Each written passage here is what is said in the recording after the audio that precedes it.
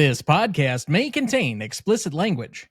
You think there's a florist in there planning an assassination on the off chance that I might be stopping by?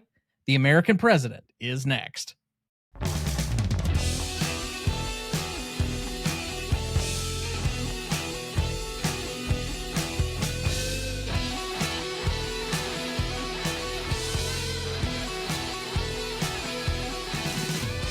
Welcome to the Greatest Movie of All Time podcast, the show that uses a unique grading style to redefine what the greatest movies are. I'm Tom Duncan.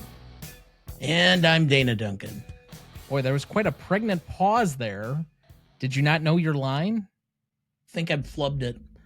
I was thinking about the 264 million Americans who think about their own lives as opposed to Michael Douglas's. That's fair. That's fair. Tonight, for our 286th episode, we discuss The American President from 1995, celebrating its 30th anniversary. Directed by Rob Reiner, written by Aaron Sorkin, cinematography by John Seal, music by Mark Scheiman, editing by Robert Layton, starring Michael Douglas as President Andrew Shepard, Annette Bening as Sidney Ellen Wade, Martin Sheen as A.J. MacInerney. I have such a hard time with his name. I don't know why. MacInerney. Good Lord. David Paymer as Leon Kodak. Samantha Mathis as Jeannie Basden. John Mahoney as Leo Solomon. Yeah, because John Mahoney definitely looks like he would be Jewish. Michael J. Fox as Lewis Rothschild. Anna Devere Smith as Robin McCall. Nina Simasco as Beth Wade, Wendy Malick as Susan Sloan, Shauna Waldron as Lucy Shepard, George Murdoch as Congressman, really descriptive there, Anne Haney as Mrs. Chappell, and Richard Dreyfuss as Senator Bob Rumson. Background for the movie: The American President was released on November 17th, 1995. On a rough budget of $62 million, The American President grossed around $108 million to finish number 32 at the worldwide box office for 1995.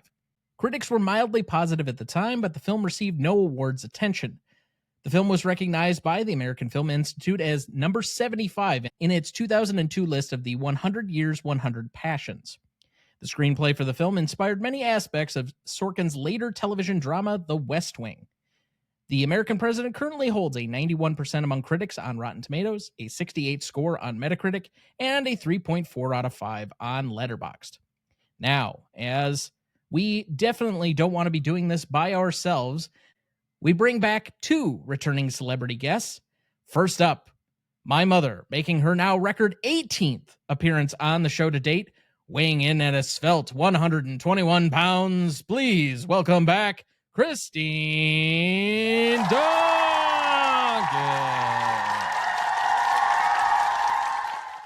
Hello. You still haven't corrected me on the 121 pounds?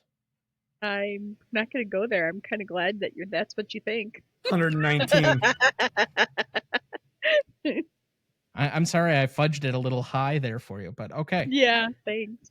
All right. We also welcome back our other returning celebrity guest, the managing editor and senior film critic for MovieArcher.com, which is now launching its new Archer Vision, making his fourth appearance on the show, the motion picture marvel of the Midway. Please welcome back Adam Free.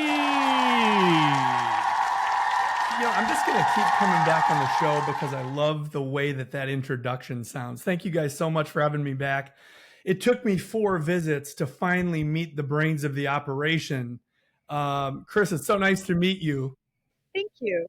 Easily the best looking of the Duncan clan. And wow, from what fair. I've heard via podcast only, the most sensible. So I'm really looking forward to talking the American president.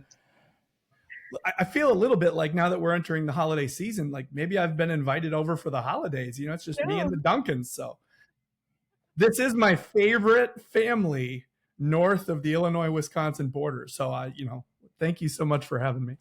Anytime you want. To be fair, how many other families do you know north of the Illinois border? Well, the North Pole is north of the Illinois border, so we'll count Santa and his crew. There may be a few people in the greater Canada or Niagara Falls region, but maybe the Duncans have moved to the top of the list. We'll have to listen to the episode and find out. Yeah, not many people really volunteer or go out of their way to request being on an episode with the three of us. You have subjected yourself thusly tonight, and good luck. May I live to tell the story. I'm Yes. usually the butt of all the jokes. That Not is true. tonight. Well, you also kind of like set yourself up. I mean, yeah, there that's is why that. I'm here. You know, I'm like a rent a punching bag. Let's go. All right, so the American President. This is probably the last big Rob Reiner directed film. He has a run from basically when was why am I drawing a blank on it? His rockumentary. Yes, I do. This Isn't is it Spinal Tap. Spinal Tap? So basically, when was this is Spinal Tap? Is that 84? I'm trying to recall here. Somewhere in that, yeah, somewhere in there. And then he did Stand By Me. So it's about a 11-year run where just about every one of the movies that he makes, we go from Stand By Me to Princess Bride to Harry Met Sally to Misery to A Few Good Men, with the exception of North, which we were just briefly discussing prior to turning on the mics. Yes. He has a great run of success, and this is his last true, I would say, critical hit. But at least for the modern director, he has covered childhood films, he's covered fantasy, he's covered rom-coms, he's covered thriller horror, if you could call it that. He's covered courtroom dramas. He's covered political movies. Is he the modern director with the most range? That's a great question, because I think that when you talk about modern directors, there's a couple of other names you want to throw out there, and they're really, really big dogs. And the first one I'm going to name is Spielberg, right? There's very few genres that Spielberg hasn't touched. But when you talk about compressing the films that you just mentioned into an 11-year period, what Rob Reiner accomplished, I would say, is up there with anything that's ever been done. I think Spielberg has done quite a few genre films. I mean, he's covered heavy dramas, war films, he's covered thrillers, he's covered horror. He's even covered musicals and sentimental dramas even recently. But I can't point to the really great comedy that he's necessarily done. I mean, there's some stuff where he's touched on some movies that are comedic, but are not necessarily comedies. And I think that's one of the few things that he's really missing to round out his oeuvre. There you go, Dad. I brought it back in. Oh, yeah, okay. Gotta get the oeuvre in. Yeah, isn't that thing at the back of your throat that dangles down, that... Did either of you look it up this week? You've had a whole week to try and look it up. Yeah, I know. Why would I? That would mean that you're in my head. Adam, assuming that you haven't listened to the episode that was released this morning, last week I asked them if either of them knew the definition of oeuvre, and they couldn't answer me. Well, why don't you use this opportunity to educate and inform? That's why people tune in. I don't need to. It's better as a running gag. We've been doing this for probably 2 months, and I'm getting the idea that maybe Adam doesn't know what that word means either, so we want it explained. Wasn't it J. Edgar Hoover that used to run the FBI? Wasn't that a DiCaprio movie? I believe you are correct, yes. A Clint Eastwood if you've directed. ever been west, they have the Hoover Dam out there. My freshman year of college at North Park College, now University in Chicago, professor used to use what was basically... He can't even say it. He was from Haiti, and you couldn't understand a word he said. I just remember, as you mentioned, yes, it brought back very chilling memories. My young freshman year of college. Do you want to mention what year that was, Dana? 1982. There we go. All of 82. Look, I was, unlike Tom, I was alive. That is true. There we go. 82. Good year. Okay. Mom, I specifically put this movie on the schedule because it's a movie you love. It's a movie that your parents love. What is your relationship to this film? Well, actually, before we started the podcast, before Dana left the house tonight, we were talking about that because we couldn't remember if we had seen it in the theater or whether he had rented it. However, I think we've settled on the fact that we must have rented it because you would have been about 4 and your sister was 1 and we had no money. So renting a movie and doing an at-home date night was typical for us at that point. And I think we rented the movie and saw it.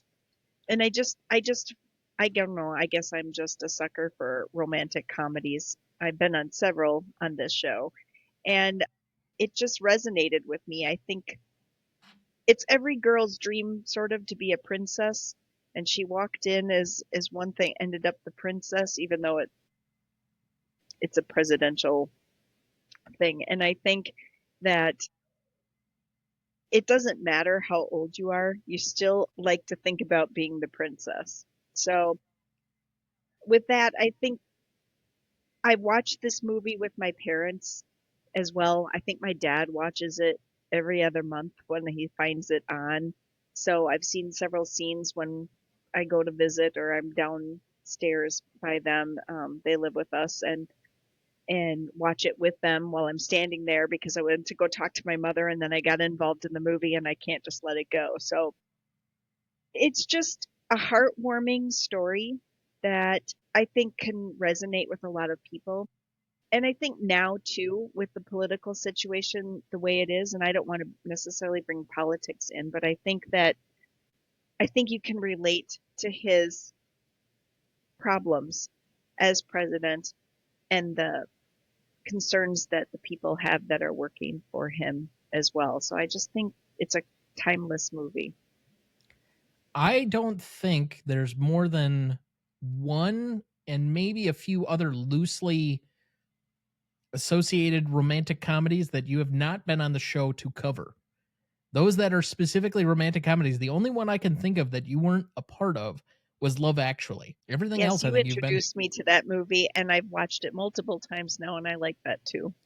Because I, like my mother, like really trashy, predictable rom-coms, especially at this time of year. Are you saying Love Actually is a trashy movie? It is not a good movie, but it's a movie that makes me feel good. Yeah, and I think that that's an important distinction that we can make too. As I was rewatching The American President, I felt like this is a movie that reminds me of a blanket that you've had for a really long time. And it may not be of the highest quality. The thread count isn't something that you would pay a lot of money for, but it just fits you the right way. And as I was kind of looking back on Rob Reiner's career and on Aaron Sorkin's career and everyone in this fantastic cast, I don't know if it's like the apex or the epitomized example of what any of them have done in their career. And yet when you put all the pieces together, it's like greater than the sum of its parts. And this is a great movie for me once every 4 years. Every presidential election, I get up early, I make a really good breakfast, and I pop on The American President. And I started doing that, I think in the year 2000 when I was in college.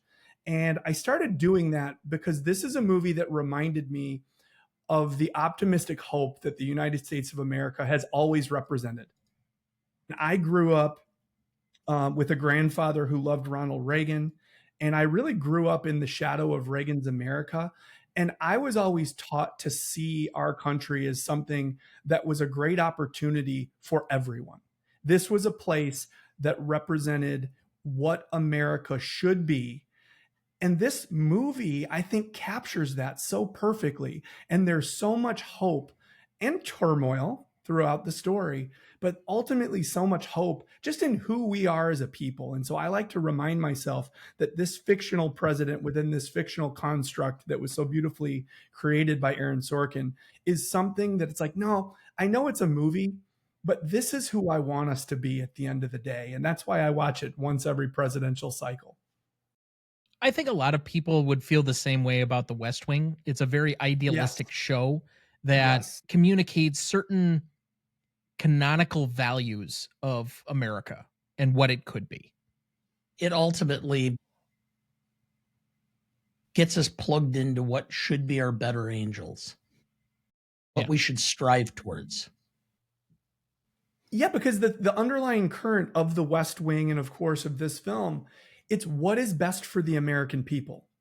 And leadership has always best served others before it has served itself. And I think that's what the American president captures so perfectly, in my estimation. I think he embodies what we hope our president is like. Yeah, I think, again, very nicely said. Duncan's 3, Freed 0, but this is a solid scoreboard. My own relationship is not anything special on this particular movie. I remember my grandparents had a copy of this on VHS back in the 90s. And I want to say one of the weeks where it was like the middle of the summer and I was spending it in Forest Lake, Minnesota with them. This is the same like week that I also got introduced to James Bond. But this was one of the movies in the rotation where I popped it in because I had nothing better to do than sit and watch movies. Not that I'm complaining in any way about that. But I think I watched it then once, and I don't remember if I've returned to it since. It's a movie that I thought, yeah, that was decent, but nothing that really stuck with me, other than the fact that I knew it was a favorite of my mother's and my grandparents, for that matter. But the fact that you can identify this as something that's somewhat of like a cinematic family heirloom, that told you something right away. And the values with which you've been raised and the values that you live your life by today, for your mom to love the movie the way that she does, that instantly tells you maybe this is something that's worth my time. And even though you might have been too young when you saw it the first time, and I know I didn't get all the issues, and I certainly wasn't really attracted to the romance behind it. The first time I saw this movie, I was like, oh my God, it's Marty McFly. And he's in a movie wearing a suit. Where's the DeLorean? And I quickly realized that what pulled me in, yeah, it might have been the Michael J. Fox as a little kid, but what really pulled me in, I had never heard dialogue delivered this way. I don't think I had ever witnessed the impact of writing like Sorkin's. And I knew I was witnessing something special. And even though it was a film outside of a genre that I was naturally attracted to, I knew it was something that was opening a new door to me. And your teen years are quite formative when it comes to learning what you love cinematically or within literature. And this movie had a huge role in that for me. And to take it back again, I felt the same way when I started watching The West Wing in college. Yes. And that's when I was most politically active. Not that I don't have political opinions, and I'm still a political and news junkie, and I think about this stuff all the time, but I was most actually active as a participant in the process during that period of time. So it was a show that connected with me in my somewhat idealized world of what this should be. And I can definitely see how one translates to the other, especially because there's a lot of cast members from this movie that translated into the TV show as well. And not just Martin Sheen, but there are other people from this cast that were directly taken and put in roles. And some of the roles, frankly, like Martin Sheen's role in this movie is directly basically taken into the TV version. Even though it's a different name and a different technical character and actor, you can see the one-to-one likeness between the two. So it's not a big stretch there. Yeah, and you almost get the feeling once you saw The West Wing play out over a couple of seasons that maybe the American president, albeit an entertaining and very welcome watch on my part, maybe it would have been better as a television series. And I don't say that very often. I think there are a lot of things left on the cutting room floor of this one that it feels very neatly packaged at the end. Like everything gets really resolved very quickly for as many issues as it raises within the first hour and 15 minutes of the movie. It seemed almost like a kaleidoscope. Everything happened so quickly and moved so fast that you really never got a good grasp of what was going on and what impact it had on things in general.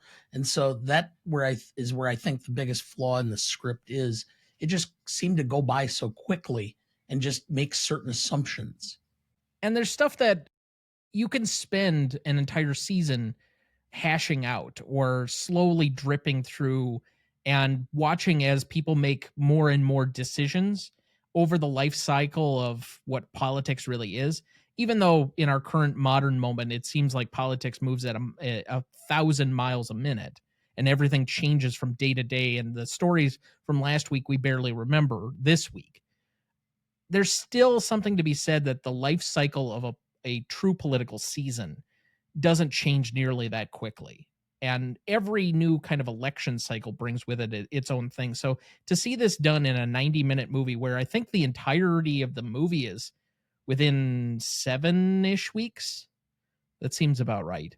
Yeah, no, it was extremely tight. Chris, you opened the show, you mentioned something about how you viewed Annette Bening's character, Sydney Allen Wade, as kind of like the princess who gets to have her princess moment. And I was wondering, just beyond that, as the father of a daughter, did you ever view her as like a feminist icon as well? Because she obviously represented a lot more than just a woman in a pretty dress. She was a beautiful woman, but she was intelligent. And has a career. Yeah. Talk to us a little bit about that. Well, I think that's important too for women to know that they can be a princess, quote unquote, but that they can have a career, that they can have a brain, that they can speak out and be heard and do something important with their lives. And what she was doing was trying to save environmental things, which is still going on today. It's still important. There's still a big controversy over. And I think that didn't bother him. She didn't have to go necessarily to be a housewife or change who she was because of, their relationship, although that did cause some controversy. But I think that you can have that career and you can still be that princess and you can still, all of those things. And she was a role model then for Lucy. Already in the film, it kind of shows parts of that. And I think that's important. She can be the whole person. Do you think she was on the path, Chris, of being more like a Jackie O or being more like a Michelle Obama? I think more like a Michelle Obama. Yeah. Yeah, she's just got that personality. And when you guys were talking about how things happen fast, I think what was missing in this is the character development, right? I think that because everything happened so quickly, I would have liked to seen some more character development about his staff, what was going on around him, or maybe the people she was working with. The only one we saw her really with was the woman to begin with, and then her boss. And there still wasn't a lot of development between all of those people. So I think that your summarization of it being a television show is probably a good thing, and you could get more of that. But maybe that's why he created the West Wing, to give the character development. Yes, the original creation of the West Wing was for the staff to get the spotlight specifically. I mean, that's why Rob Lowe was cast in the show, was that the staff was supposed to be the lead of the show, and the president was almost never going to be seen. Originally, that was how it was going to be, except then, well, Martin Sheen came in and he was really, really fucking good. And so, you kind of throw up the script a little bit and the show changes and modifies and becomes something else. So if you haven't seen the show, Mom, I think that there's a lot on the bone for you to watch for that. And I know it's a show that a lot of people that you're friends with have really enjoyed, regardless of the political spectrum they find themselves on. Yeah, it's one that I just have not sat down. It's so lengthy. I think that's a little intimidating for me coming into it at this point. But, like one bite at a time. It's not like it's coming out with new episodes for you, so you could catch up at any point. I suppose I can, but then I'd have to actually sit down. So that's true. We mentioned the fact that the American president feels a little bit like it comes up short in terms of character development. This may be the rare case where the on-screen talent is so good and so believable that they're like, no, they are just these people. And that was enough. They didn't need to fill the script with a whole bunch of meaningless exposition because we knew exactly how neurotic Lewis was the second he walked on screen. And we knew who AJ was, and we knew Andrew Shepard was something special from that first interaction with his daughter. And so it was one of those movies that maybe it even hurt itself that it was cast so perfectly. That's an interesting theory. I'd have to mull on that. Mull away. Well, I mean, even, when you're adding somebody like David Paymer, who I think is a phenomenal character actor, he was so perfect in that role, even in and of itself. So, yeah. So, Dad, what for you is the movie about? Boy, I struggled with this one because this film can be almost like a Rorschach test. And it hits me of what it is differently depending on what is going on in the world when I watch it. I think this is now the 5th or 6th time I've seen it. And right now with the world as it is and with the shutdown and the effect of what I perceive as being poor leadership, I think that's what the film is today to me, is the ideal of, the American people will travel or will follow somebody if they believe the person's actually leading them somewhere. If I watch it in another year, it may be completely different. I know that I've watched it and had ideas of, standing up for your principles as being one of those things. Being able to understand that you need to set the discord. You have to establish what the conversation is going to be. If you don't, they will. And you cannot let somebody else define you politically. So those are three things I thought of at different times about this film. But like I said, today I would say it's the fact that sometimes you have to just lead. And I think that's where it strikes me right at the moment. I would agree that leadership is a significant component of the movie, but by extension, I'll go to a subcategory. How much communication is key to good leadership, and particularly as brought out by this movie. He opts for a strategy of no communication, and that's usually, and in the realm of politics, it's magnified in a way that it wouldn't be in other fields or professions, because so much about politics is communication and persuasion and talking to people and voters, and that's how you have to accumulate some level of power, is you have a mandate from people by talking to them on a regular basis. But nobody pursues something like the presidency without wanting the bully pulpit.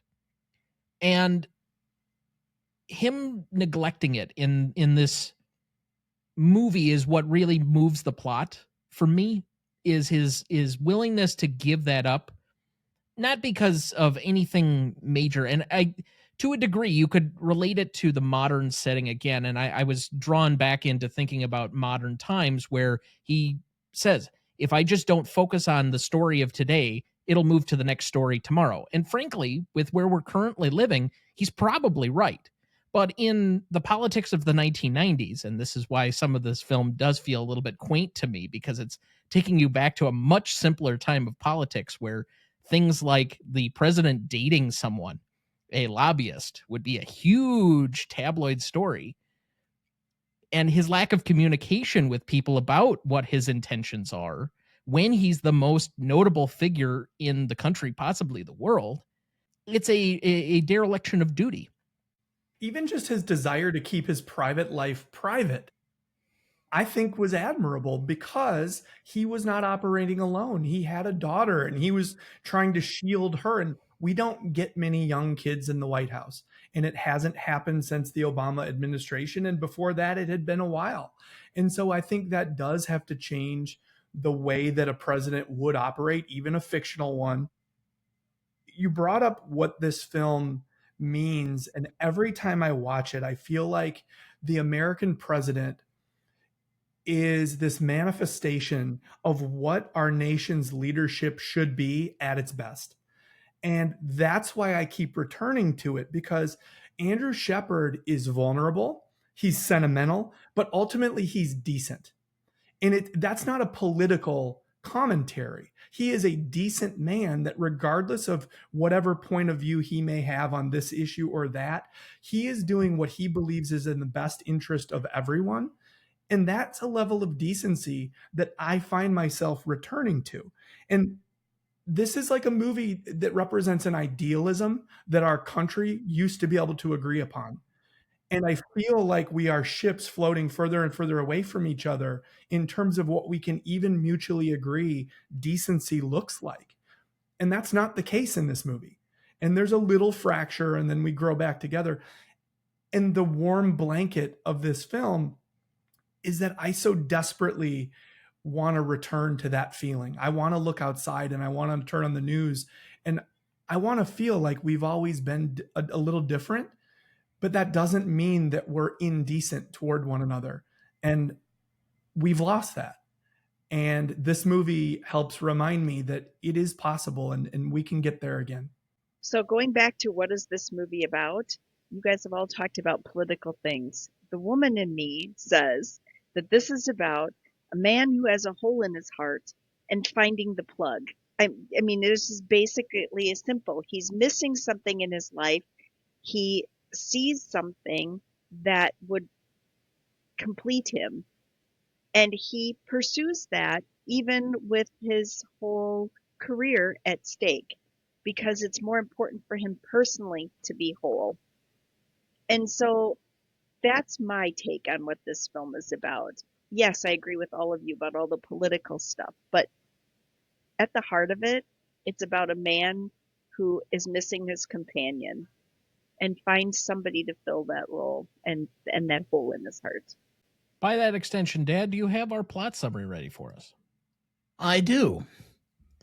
President Andrew Shepard, Michael Douglas, is a widowed, popular U.S. president preparing for re-election. His life changes when he meets Sidney Ellen Wade, Annette Bening, a passionate environmental lobbyist. Their relationship quickly blossoms, but it also sparks political controversy as the media and his rival, Senator Bob Rumson, Richard Dreyfuss, question his judgment and character. As public pressure grows, Shepard must choose between protecting his political career or following his heart. With the help of his loyal Chief of Staff A.J. MacInerney, Martin Sheen, and advisor Lewis Rothschild, Michael J. Fox, he learns that true leadership means standing up for what's right, even when it's unpopular. Thank you, Dad. Did you know Robert Redford, whose Wildwood Productions co-produced the film, was originally cast in the lead role, but was replaced with Michael Douglas after a falling out with Rob Reiner. He did, however, remain on board as a producer of the film. This is a very different movie if Robert Redford is the lead of this movie. You know, there's something, and not to speak ill of a man who's just so recently passed, but there's something that Michael Douglas is able to harness in this performance. There's a warmth and a charisma, but it's like a distant charisma. Robert Redford is almost too slick and too stunning and too beautiful to pull off what I think Michael Douglas did here. So nothing against Redford, but I do think Douglas was the better man for the job. I mean, they both have a certain level of charisma that's attractive to people. And could I see Robert Redford as a presidential figure? Absolutely. But in this kind of movie that's requiring a certain level of quiet strength and a certain level of vulnerability that I don't think Redford, if he showed vulnerability, was never in this kind of situation, in a romantic situation, frankly, because I don't know if he knew how to tap into that portion of himself. He probably never was romantically vulnerable himself. He never struck out. No, probably not.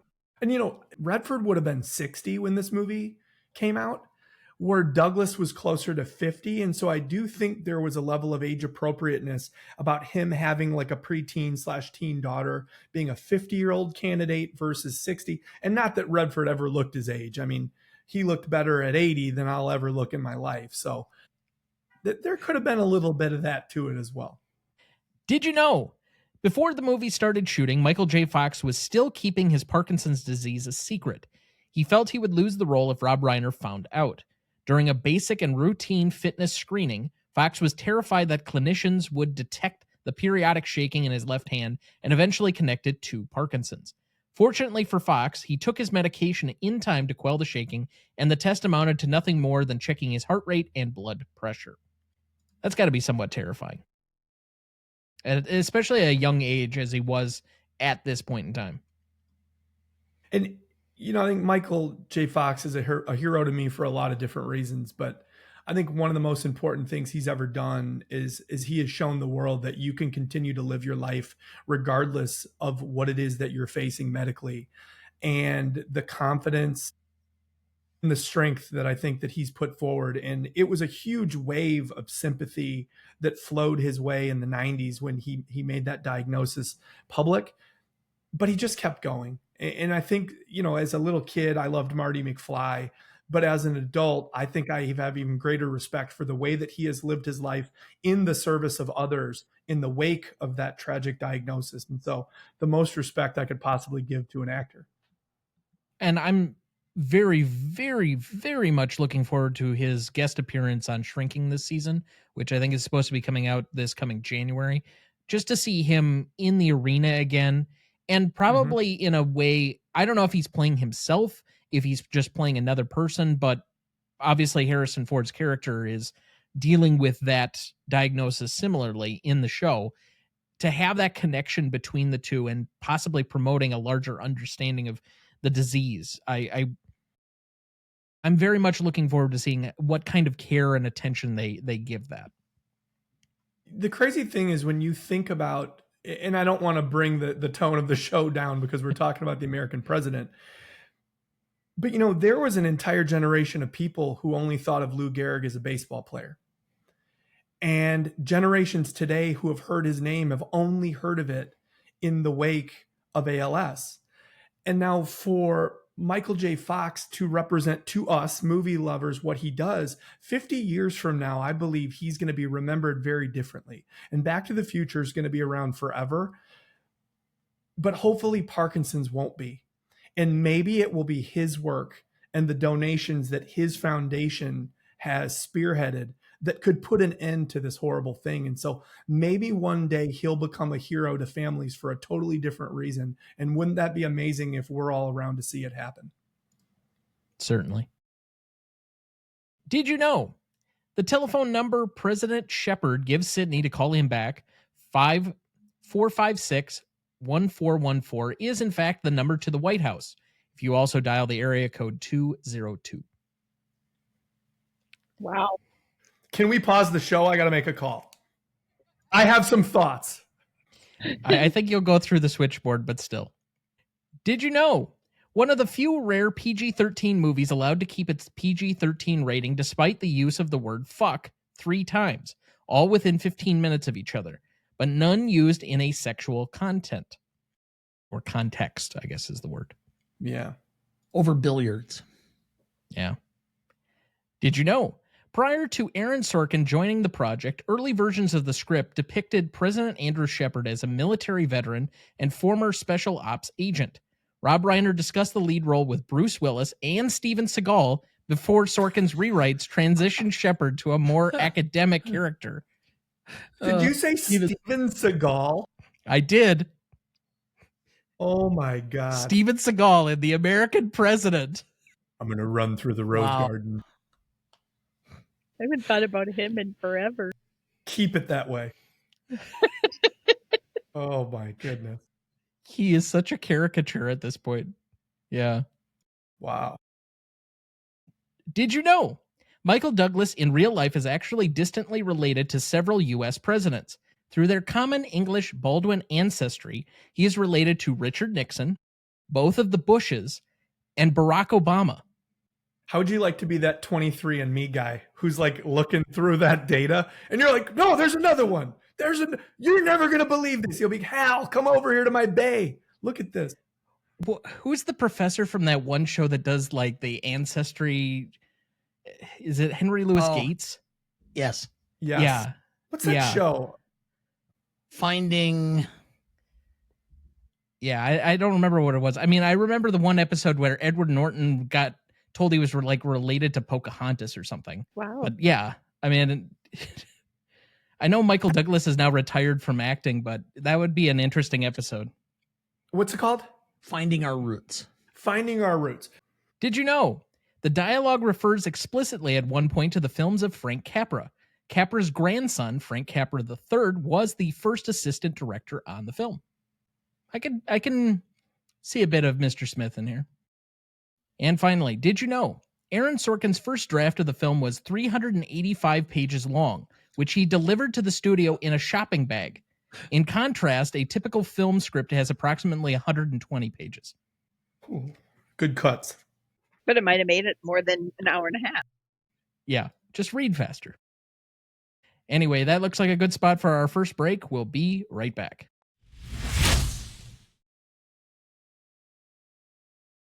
Before we jump back into the episode, next week for our 287th episode, we welcome back Sarah Shea of Shea Cinema to discuss One Flew Over the Cuckoo's Nest from 1975, celebrating its 50th anniversary. Directed by Milos Forman, written by Lawrence Hoban and Bo Goldman. Cinematography by Haskell Wexler with Bill Butler and William Fraker. Music by Jack Nitschke. Editing by Richard Chu, Lindsay Klingman, and Sheldon Kahn. Starring Jack Nicholson, Louise Fletcher, and William Redfield. You won't want to miss that one, so watch ahead of the show by searching the Real Good app to find where it's streaming for you. That's REELGOOD. All right. Before we get too much further, Mom, I know you don't have anything to plug for yourself unless you've somehow written a book in the last week, but we'll cut to our other guest. Wait, Chris, go ahead. What are you going to start doing? I'm going to start my Christmas baking this weekend, so, it's what I do. I love that. What's your go-to? If you're really looking to wow somebody, what's your go-to choice? Boy. For Christmas baking or in general? Yeah. No, Christmas baking. Well, I make gift baskets for people in my life, and I make homemade jams and jellies, and then I make a loaf of bread and wrap it all beautiful, and then, we put cookies and different things in there. So I like to give away gift baskets. Syrups? Oh yeah, I make raspberry and blueberry syrups. So I've done that with Kahlua, like pancake mix. I make Kahlua, eggnog. See, Irish cream. I knew I was coming over. If I can get past the border police at the Wisconsin-Illinois border, I will. Just tell them you're coming up to see a lake. They'll let you through. I've heard rumor of a lake. Yes. So Yeah. baking and cooking, actually. I love to cook. So I'm already starting to plan holiday meals. Amazing. Love it. But let's cut to our other guest. Adam, what's going on over at Movie Archer, and where can people find you? Yeah, thanks so much for asking. So it's actually been a really exciting month or so at Movie Archer. So obviously moviearcher.com, a contemporary film review, television review, festival coverage. As you mentioned earlier, the Archer Vision side of things is now the visual arm of moviearcher.com. And I'm very excited to promote the newly launched Movie Archer Podcast Network.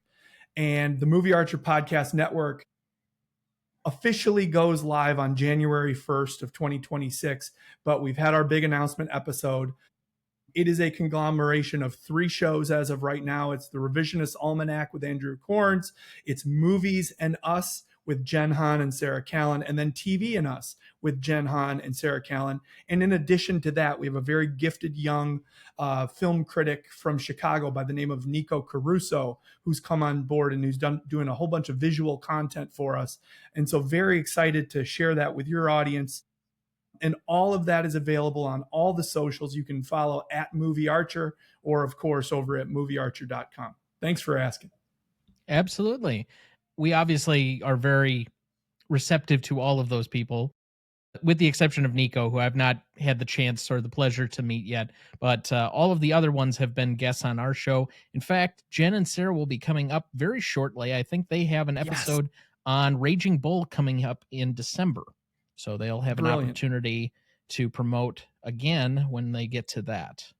Yeah, I think you're gonna love them as guests. They are extremely gifted. They bring a unique perspective. Absolutely love working with them. And anybody who wants to check out Nico's work, he's at Nico Caruso, and also YouTube Nico Knows Film. So he's great, and I think down the line he would be a great guest as well. Absolutely. I mean, well, I'll take you behind the scenes a little bit on this. I don't usually go recruiting for guests. They are often suggested to me, or like people have reached out to us for guest spots, but I don't go looking to be guests on other people's programs very often. And even less so now that I'm in law school and just the time factor. But we are usually fairly willing to have people as guests on our show. It's gotten a little bit tighter in the last couple of years, and especially this season where we've just had a very full guest schedule. But that being said, Jen and Sarah might be some of the easiest guests to have on a show. Incredible. Like, I don't have to do a whole lot as the host to keep those plates spinning. I don't have to cut to them. They know instinctually when to come in and when not to, and it makes it very easy for my job to have them on. Yeah, it's like one of the greatest compliments that you can give to a broadcaster of any kind, to just say that what they do seems effortless. And I think we all know the amount of work that goes into, operating a show and making it seem seamless. And they are effortless broadcasters and extremely talented. Very lucky to get to work with them. Yes, absolutely. And thankfully, we were able to be on their show a few months back, and the dynamic that those two have is just incredible. So yeah. I'm glad that they're getting some more opportunities to be seen by a larger audience and getting some more recognition for how good that they are in the space. In addition to the other person who shall remain nameless, that he knows who he is and he knows what he's done and how good he is, even if I won't say his name. He'll be like Voldemort. I'll say it, but I was just going to say, I'll say it, Voldemort, but that's okay. Yeah. So, but all right. Moving on, we have a bit of housekeeping here for this evening. Few different things to talk about. First off, we would like to welcome some new listeners from a few new countries. So to this point, we've had 130 different countries and or territories that we've been heard in. But I want to add 3 more tonight. We have the country of El Salvador. Had our first listener from there. So welcome to the show. We've had our first listeners from Ethiopia. So welcome to you as well. Slowly rounding out the Central America and African countries. And then on that same note, our first listeners from Madagascar. No. Yeah. Incredible. Wow. So, this is a global program. Yep. We are up to 133 different countries or territories now as of those 3 that we have been heard in. And as I said very early on in the show, I know that, especially with Dad getting a little bit older, he had said at one time that he wanted to visit every country in the world, and that's just probably not physically going to be possible, nor economically possible, but he can have been heard in every country on Earth. So that is my goal. By the time the show ends, and by the time he is no longer able to do it in whatever capacity, and I don't anticipate that. Now. Yeah. Whenever. I've been in 42 countries, and El Salvador is the only Central American country I've not been in. But your voice has now been heard there. Yes. So that takes care of the welcoming countries. So again, welcome to El Salvador, Ethiopia, and Madagascar, and our listeners from there. Now, moving into our next point of order. Based on the movie that we are discussing tonight, I'm going to bring up this month's edition of the GMOAT Hall of Fame. We ended up missing last month because even though I had a couple of people, it just didn't fit in with our regular schedule, but I have 7 different nominees, including a dual nominee tonight. So, Dad, I have 1 director-producer to nominate. I have 2 different actors, one of which was just a gross oversight on my part. I have a composer, and I have 2 editors. What would you like to start with? Oh, let's start with a composer. All right. Give them their due. This will be somewhat signaling of where I'm going to go with a couple of the nominations tonight, but this is our composer from the evening. He has been recognized here when we have covered When Harry Met Sally, Misery, A Few Good Men, Sleepless in Seattle, and now The American President. I give you Mark Scheiman. Any objection? No. None here either. Any thoughts or additional thoughts from either of our guests on his inclusion in our Hall of Fame? No, I think I've seen most of those movies, and the music is always good. So Yeah, and you just mentioned such a diverse cast of films. His ability to not just play to type within a genre, I think, is as difficult as it would be for Rob Reiner as a director. So, you know what? Put him in there. All right. So Mark Scheinman now becomes, I believe, and scrolling here, our fifth composer to make the list after, of course, John Williams, Dmitri Tiomkin, Bernard Herrmann, and Franz Waxman. All right. Good list. So where shall we go next on our board of nominees? Oh, let's go with whatever one was a gross oversight on your part. Okay. Well, this is one I feel a little sheepish for, but it was like, you know, we've covered him in one film, and I was just thinking about it. I wonder if we've covered him in a bunch of different films, and then you start adding it up, and you're like, oh, we've got 7 for him. So this person has been a lead or at least a significant part in Men of Honor, which we covered last week, Taxi Driver, Goodfellas, The Godfather Part 2, Meet the Parents, Joker, and Silver Linings Playbook. I give you the great Robert De Niro. How could you miss De Niro? I thought you were going to give us somebody quasi-obscure. Yeah, well, let's check De Niro's resume and see if he qualifies. Oh, my God. Well, my vote's easy. It was one where it's not like he's in a huge string of movies, but it was an oversight where I wonder if we've covered enough De Niro films. And then you start adding it up and it's like, oh, well, he's got plenty here. All right. It's close, but I don't have an objection. He will become our 9th actor inducted after James Stewart, Harrison Ford, Morgan Freeman, Matt Damon, Brad Pitt, Tom Hanks, John Ratzenberger, and R. Lee Ermey. John Ratzenberger got into the Hall of Fame before Robert De Niro. Just let that echo at home. Okay. Where shall we go next on our Monopoly wheel? Go with an editor. Okay. I have a person who has worked as and this is one of these where I made a slight exception. He was an assistant editor on one of these movies, but he has been an editor for Aliens, The Shining, 2001: A Space Odyssey, Batman, the Michael Keaton version with Tim Burton. Believe I was on that episode. You were. And Dr. Strangelove, where he was an assistant editor. I give you Ray Lovejoy. Yeah. Okay. I have no objection. Obviously, if I'm nominating, I would... basically, I'm saying yes. So he would become our 2nd editor behind Michael Kahn, who was inducted 2 months ago in August. All right. Hold on. There's an omission when you were just giving his filmography. You left out that he edited the 1994 classic Monkey Trouble.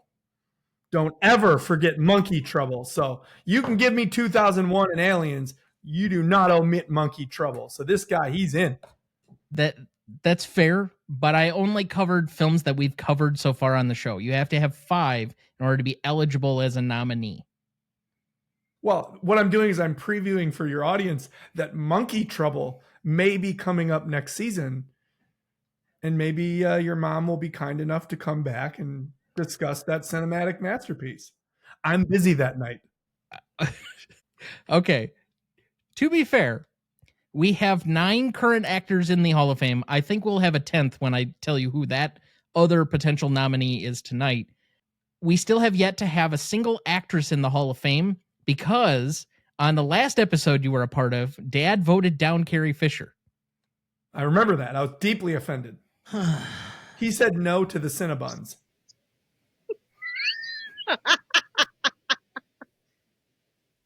That's why it took me so long to come back. My feelings were hurt. All right. I will give you our other editor nominee tonight.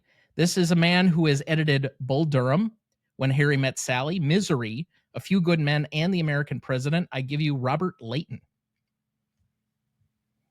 Yeah. And All right. I thought And so. sports movies are hard to cut. And I really like the way that Bull Durham presents. So, yeah, I think that's a great nomination. All right. Our other actor of the evening. This is a man who has played at least small parts in 5 movies. He's also been a significant part in several of these, but he was in Cool Hand Luke, Hoosiers, Easy Rider, Apocalypse Now, and Rebel Without a Cause, Dennis Hopper. Dennis Hopper. Yep. Yeah. Definitely. He was just before my time, but what a cultural icon. And, kind of like that late 60s, early 70s countercultural movement. The first time I ever saw him, I'm embarrassed to admit this, it was in the movie Waterworld. Do you guys remember that one? No. With Yes, Kevin Costner? Yes. It was this like balloon budget. I don't want to throw numbers out.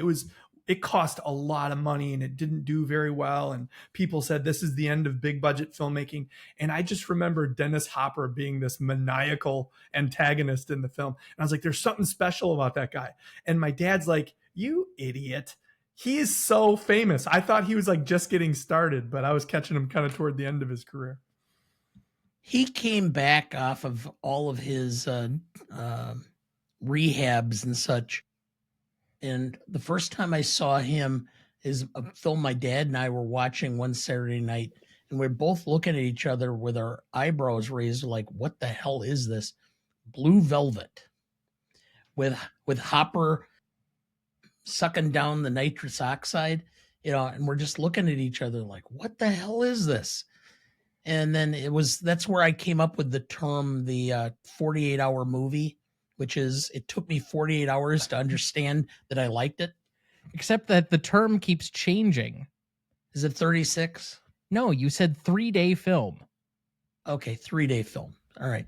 Anyway, but yes, that was what it was, because it was complete shock value, but oh well. He was a one of one though. Like nobody did what Hopper did. There was nobody who could recreate that. So yeah, great nomination.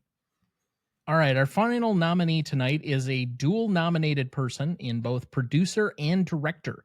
He would be our third crossover where it's a dual nomination between producer and director. Currently, we have 3 producers in the Hall of Fame: Steven Spielberg, George Lucas, and Stanley Kubrick. Spielberg and Kubrick are in both director and producer. We also have for director Alfred Hitchcock, Billy Wilder, and Christopher Nolan, as well as David Fincher. But this person, and this is why I brought it up specifically on this episode, has directed 5 movies that we have covered. This is Spinal Tap, When Harry Met Sally, Misery, A Few Good Men, and tonight's The American President, Rob Reiner. Definitely. No argument. These are all good choices. So that covers the gamut for all of our nominees tonight. So again, just a recap of who we have put into our Hall of Fame. We have Rob Reiner in both producer and director. We added Dennis Hopper and the great Robert De Niro in actor to be our 9th and 10th actors nominated, or enshrined, I guess is the right word. We have Mark Scheiman, who is our 5th composer, and we have 2 more editors to give us 3 full editors in our Hall of Fame: Ray Lovejoy and Robert Layton. Don't we have a missing producer? He produced this film. He also produced Ordinary People, and he produced All the President's Men. That's still not 5, Robert though, Redford. but that's not 5 in producing. And he hasn't been an actor in 5 films that we've covered, because I've checked into him. I know. But I mean, we're getting pretty darn close with 3. Is there another one or 2 that we're missing? That he was a producer Did he produce on? The Natural? I'd have to look. It may be one that we bring up next month then. Because when he originally passed away, it was somebody I looked into to add to the overall list. And frankly, I have a very long running list of people that could eventually be nominated, but we haven't covered quite enough of their movies. They're like one short. And for categories that we haven't gotten to yet, we still don't have an actress or a cinematographer in our Hall of Fame. We have a couple of cinematographers that are like one short. We will have a cinematographer early next year when we cover a very particular movie, but like even Roger Deakins, as great as he is, and he's covered several, he's only had 3 so far movies that we've covered. We are covering at least one more of his next year, but we still have to get one or two more before we get him even over the line, let alone like Gordon Willis, which we've only covered 3, Greg Tolan, we've covered only 3, Janusz Kaminski, we've only covered 2 of his. So, these are people with some name recognition, but we just haven't covered enough of their movies because while we've covered certain directors a lot, we haven't necessarily covered certain directors that worked exclusively with one cinematographer very much. Okay. So, all right. And Dana has a problem with Carrie Fisher, so that. Wow. I'll have to. She's Let it be one of only 2 revisited. people to have been voted down for nomination in the Hall of Fame, along with Mr. Weinstein. Well, come on. Don't even talk about Voldemort. Hey, let's pause the episode. I'm going to go update Carrie Fisher's Wikipedia and let her know and all of her fans that she's been rejected from the Hall of Fame on GMOAT. You do that. We'll wait for you. Wow. Okay. But that brings us to our last point of order for the evening, our last piece of housekeeping, and that would be the Cinema Legacy Poll rankings for this week. Last week, we left you off at number 31. We covered number 40 through 31. Just a quick recap of that. Number 40, we had Dr. Strangelove, or How I Learned to Stop Worrying and Love the Bomb. We had 39, Network. 38, Blade Runner. 37, The Dark Knight. 36, No Country for Old Men. 35, Do the Right Thing. 34, T2, Judgment Day. 33, Lawrence of Arabia. 32, Rear Window. And 31, Heat. Now, this is the first time, instead of giving you a full list of 10 revealed on the show, we are cutting it down to 5. This will be the case until we reach our final 5 films to reveal to you, where we'll be cutting it down to 3, and then the final 2 will be released on Christmas Eve in our last episode of the season. But tonight we have numbers 30 through 26 to give you.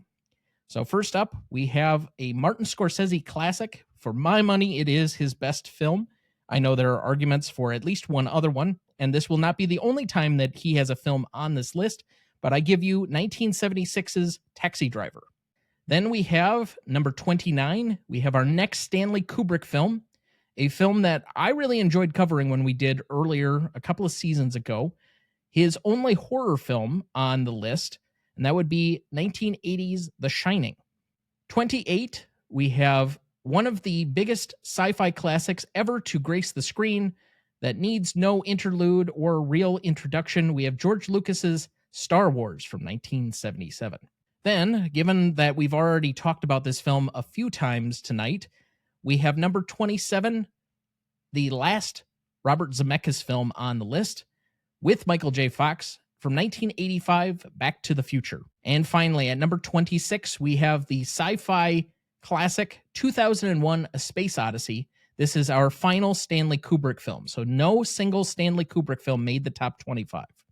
All right, Mom, I'm going to put you in the hot seat now.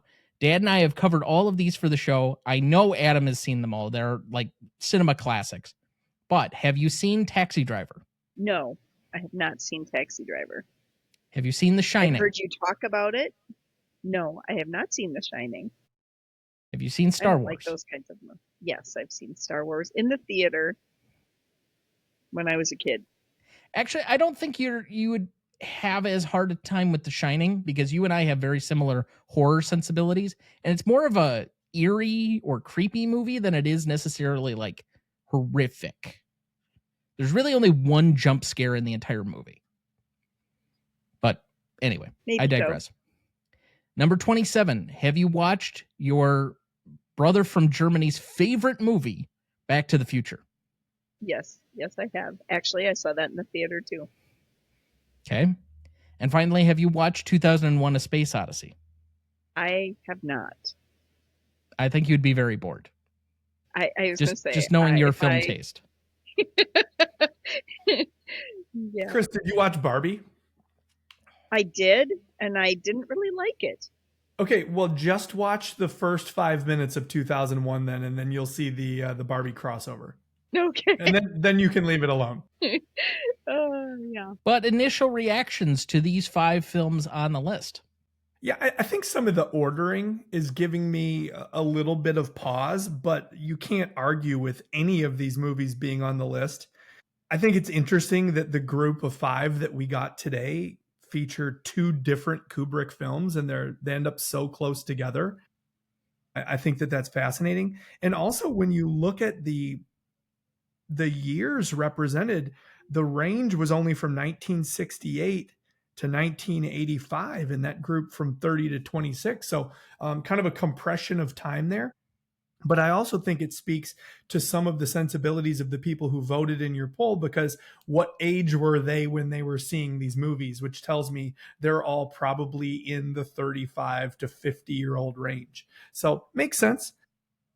Every single one of them has individual merit that makes them worthy of a Hall of Fame. I know that the order is probably going to be when we get all of these released, and then we can just talk about the list in full. What people are going to probably comment on the most, and it's the number one thing that we had the least amount of control over based on the format of how this was done. Mm-hmm. By putting it in a point system, it ranks itself as opposed to anything else we're going to do. And that's somewhat by design. Would I have personally had Heat as the number 31 film? No. But do I think it's an unworthy inclusion into the overall 122? No, I don't. I don't think there's any film on this list that, with the exception of a couple where I was a little bit surprised, and it's just because a couple of people really championed like 2 or 3 films on this list, where I would say, and it might be just on my sheer ignorance for not having seen them myself, and there are, I want to say, about 14 films on the overall 122 that I haven't personally seen, that I was a little bit surprised by because I haven't seen them on many other lists. There's nothing from this point going forward that I have not seen, and so that for most people would not be surprising. But the order is definitely going to be something where people will quibble, and that's just the nature of doing this. But, quibbles aside, I also think that the way that this list is playing out is a fascinating one, maybe for somebody like Chris or for somebody who's like a completist to go, just today from Taxi Driver to The Shining. That's really a fascinating look over just a couple of years span in cinema history. And you're going from a Scorsese to a Kubrick, and then from there to a Star Wars. And so I do think that the order that you have laid out today would almost be like an interesting syllabus in a film class, that these films have very little crossover with one another, but thematically they're pretty fascinating. So I think there's something to be valued in the way that this worked out numerically as well. And while I think we've had a good representation of international cinema, particularly on the back half of the list, there is a part of me that wonders, and you mentioned kind of a cinema class. This is probably from about 40 and up the best American cinema has had to offer, with the exception of one lone international film that we have still waiting on this list. So it's hard for me to really argue with a whole lot of what's here in any capacity, but it's still, it'll be interesting when we get to the end. Certainly. I think most of the people that are afraid that like some of their favorites aren't going to be here, we haven't revealed enough yet, but I guarantee you all the films that you think should be there will likely be there. Yes. Yeah, and I think that I like that you've now shortened the release down to 5. We're building a little bit more suspense, and I know that the Star Wars people, myself being a Back to the Future person, and the Kubrick people are going to feel well represented. But also like, well, wait a minute. Then if 2001 is at 26, what do the next 25 look like? And so I'm anticipating myself, as just a fan of the show, finding out where we go next. Yeah, there's definitely some of that feedback that I've had. I mean, Taxi Driver is ranked very highly. The Shining is ranked very highly. 2001 is ranked very highly, and a whole assortment of lists. Lawrence of Arabia was kind of one of the weird ones last week where it shows up at 33, and that's been in a lot of people's top 10s before that. Yeah. I think this list is a little bit more varied in maybe some favorites that haven't always been critically acclaimed, moving ahead of some of the more critically acclaimed favorites. And sometimes favorite movies go in front of great movies, and especially with a poll like this, and that's okay. It's a little bit of a distinction without a difference, and so we'll just see how it plays out. Keep tuning in. So some other feedback or takeaways from the evening. This is our 7th horror film on the list so far with The Shining, joining The Exorcist, Nosferatu, Train to Busan, Night of the Living Dead, Seven, and The Thing. We still have 5 more horror films left to go on the list. 5 of the top 25. Wow. Yep. That is actually, surprising. it's like 10% of the overall total is horror films. It's like 12 out of 122. I continue to underestimate the power and the staying power of that genre. It's not personally my favorite. I've got a great guy by the name of Dave Hughes who covers horror for me at moviearcher.com. And it is just his lifeblood. He loves it and he'll watch everything. And I guess that's probably my biggest shortcoming as a cinephile and as a film fan, as a critic, is maybe I need to start giving a little more respect to our friends in the dark. I think there are ones though that you've seen. So I don't think these are any ones that are like out of the ordinary. And I have a slightly looser definition of what horror is, especially if I've included something like Seven, which to some people is not a horror film.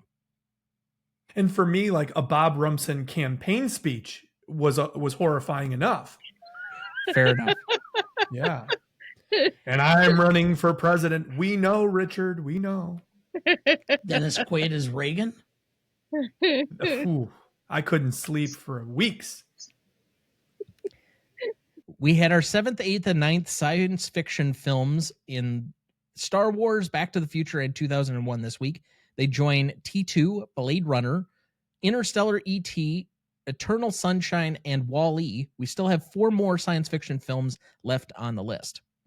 We had no Best Picture winners this week. It is the first time of any of the releases that we've not had a single Best Picture winner released. We've had 21 winners announced so far. There are still 6 more Best Picture winners to be announced. We still have the most Best Picture winners from the year or the decade, the 1960s, which I find fascinating. Tom, of the 5 you announced today, without going back and doing the research of who won that year, which of those 5 should have won Best Picture in your estimation? And I know I'm putting you on the spot, but that's what you're built for. So I don't personally like Annie Hall, and it was already nominated for Best Picture. I'd probably have Star Wars ahead of it based on its cultural impact and just cinematic impact. I think you can make a really good case that 2001: A Space Odyssey should have been ahead of Oliver based on its genre definingness. It would be hard for me to put Taxi Driver ahead of a couple of the other films that are in there. I mean, I think it's Scorsese's best film, but I had Network as my number 3 film of all time in my list that I submitted. So I don't think it makes quite the list there. I had The Shining on my list, but I did not have it above Ordinary People. And so it doesn't make the cut there. I think you can make a very credible case that Back to the Future is definitely better than Out of Africa. Without question.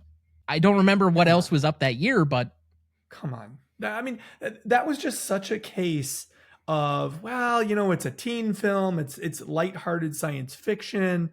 And then every year that went by, people realized, oh, no. This thing is special. And just its staying power and the annual events. And of course, they just had the 40th re-release and people are watching it now in 4DX and their chairs are vibrating and they're being sprayed with water. And it's just as much fun as it's ever been. So yeah, it's a great list. I love it. And obviously great films all across the board. So I mentioned it as our 2nd and 3rd Kubrick's on the list. This is his last film that will be on the list. 2001 not even making the top 25 is a little bit surprising, but I get it. Our 2nd and last Robert Zemeckis film, we also had on previously Who Framed Roger Rabbit, which was a little bit of a surprise to me. Our first and only George Lucas film. He obviously did not do many directorial films, so that's there. This is our first Martin Scorsese film on the list so far. And he will obviously come up at least once again. Our director breakdown so far, we have one person who has had 5 films on the list so far. That is Akira Kurosawa. We have Christopher Nolan at 4. We had 3 people at 3 with Quentin Tarantino, David Fincher, and Stanley Kubrick. And And we have a mess of people with at least 2 films on the list. William Wyler, Robert Wise, John Huston, Paul Thomas Anderson, Peter Jackson, Damien Chazelle, Steven Spielberg, James Cameron, Alfred Hitchcock, the Coen brothers, Sidney Lumet, David Lean, and Robert Zemeckis. Decade breakdown to this point, we have 4 films from the 1920s, 5 from the 1930s, 7 from the 1940s, 8 from the 50s, 10 from the 60s, 13 from the 70s, which is slowly starting to catch up now to the 1990s, which has 16. It is the only decade in where we've had 1 film from each year in that particular decade. We got very close with the 1960s, but I think we're missing 1 year where we didn't have one. I think it's 1969. We do not have a single film from that year. We have 12 films from the 80s, as I mentioned, 16 from the 90s, 12 films from the 2000s, 9 from the 2010s, and we've already covered the 1 film that we have from the 2020s, and that was Oppenheimer. So, any final thoughts before we move on for the evening? Keep them coming. All right. Next week, we will be bringing you numbers 25 through 21. And Sarah Shea will be on for us for reactions from those. All right. We left off at best performance. Dad, who did you have down? I actually had Annette Bening. I thought she had to convey both a sense of vulnerability, but yet professionalism through her character, that she had a much more difficult palette of emotions she had to convey through the film. Whereas Michael Douglas could just kind of be more or less suave and charming. I have her as my most charismatic, and I think there's a very good argument in this that she actually has the largest arc of anybody in the film. She goes from being kind of this up-and-coming lobbyist or political operative to then being sitting in a room with the chief of staff to getting this meet cute where she's just completely on her back foot, ditzy, completely nervous in front of somebody with obviously the title and the power and the prowess, to then eventually, by the time we get past the state dinner where she's kind of this fish out of water scenario, when she comes over to try and end the relationship and then eventually puts him on his back foot, so now he's nervous around her, to the growth that she eventually has when she tries to break up with him, and then by the end of the film where she just wants to be together. I think she has probably the largest and most complete arc of all the different things that she has to cover during this course of the film, and she's intoxicating to watch go through all of these different transformations. Yeah, I got to agree with you. Dana, you stole my pick, but that means you made a good one. I also had Annette Bening, and it's because I think, as Tom just said, she might be the most dynamic character within the film. And if you think about her as like the film's heartbeat, she is the driving force of everything that happens on a romantic level. But she's also this aspirational character that she can have it both ways. She can be beautiful. She can be intelligent. She can be a career woman. She can be alluring when she needs to be. And there's that memorable scene where she's in the dress shirt in the bedroom. So I just think that she's everything that this movie needed to counterpunch the allure of Michael Douglas. And so she was perfectly cast. Love her performance. So I'm going Annette Bening. And I have Michael Douglas because I just think he's so believable in his role here, both the serious side of being the president and also as a man and as a father. And I think that he transitions from all of those roles very fluidly. And I thought he did a fantastic job. So that's why I chose him. I also went with him because I think in this particular movie, he's combining 2 classic traits. One, the quiet strength and leadership of a Gary Cooper with the quippiness of a Cary Grant. Okay. So we got a 2-2 tie. He's got he has to be both leaderly and look the part of being the president, not just from like a personal handsomeness, but be somewhat regal and in charge and feel like he assumes the position that he belongs in that spot. But he's also got to be very funny in this movie. the way he carries himself just seems presidential. I think a lot of this movie is defined by his ability to be somewhat sarcastic and deliver these offhanded lines like at the flower shop and such. You know, that's just some of the humor that keeps the movie going. Even if it's written down, it's still stuff that produces those light, fluffy moments that, despite all the heaviness of the politics and whatever else, are the things that keep this movie rewatchable. You know, he's sarcastic, but almost warmly so. He doesn't do anything to drive anyone away. He has that character magnetism that a character like that needs to have. And I don't think we mentioned this. And Chris, I know you said you rented this movie the first time you saw it. I did not see it in the theater, but I remember the poster. Isn't this one of the greatest movie posters, with the two of them in their embrace on the dance floor, and you've got the image of the White House? It's just a beautiful poster, and I think it just really captures the essence of what this movie wants to be. And the two characters that we just mentioned, whether we're going with Bening or Douglas, they kind of are the driving force of this movie. And so, I don't know, hard to argue with either choice. Best secondary performances, I have Rob Reiner here. It's hard to argue with anybody that goes maybe the writing or maybe a secondary actor. I think there are a lot of great choices. Again, we've highlighted the cast, but you also have to get good acting lead performances. And there's nothing stylistically that I could say that this is a Rob Reiner movie from the way it looks, but he seems to always get very good lead performances and good overall rounded cast performances from each one of his movies. And so because of that, and again, bringing in and incorporating an Aaron Sorkin script, not something that every director can do, getting good performances out of this and making it a fun, engaging movie, he has somewhat of a superpower, at least during this 11, 12-year run, for doing that, and I have to give him credit here. Yeah, it was almost like we were living inside nostalgia as he went on that run of movies. My secondary performance, because I took the term performance literally, I went with Michael J. Fox as Lewis. And it's just enough of a supporting role that it's funny, it's serious, he's neurotic, he's micro-focused, but he is immensely dedicated to the office that he serves. And I feel like a great presidency needs to be surrounded by people like Lewis. And it doesn't hurt that he was played by an actor that I think a lot of people found themselves pulling for through the years. And so Michael J. Fox just made a lot of sense to me as a secondary performance. With that, I don't have him picked, but to piggyback on that, I think his character reflected a lot of how his character was in Family Ties. I mean, it's such a parallel between the two characters.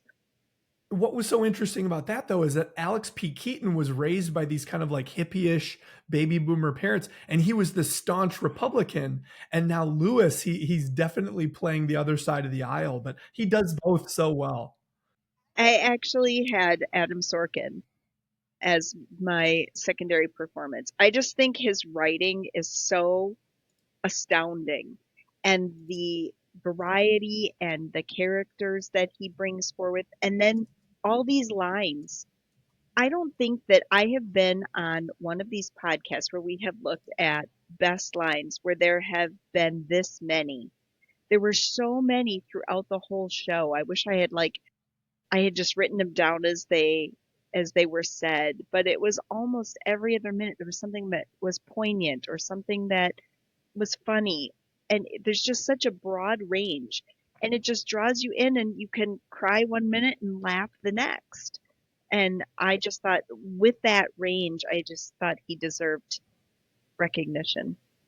Yeah, Aaron Sorkin was great, and it wasn't like a sitcom where it was like a setup with a punchline. It didn't follow that formula.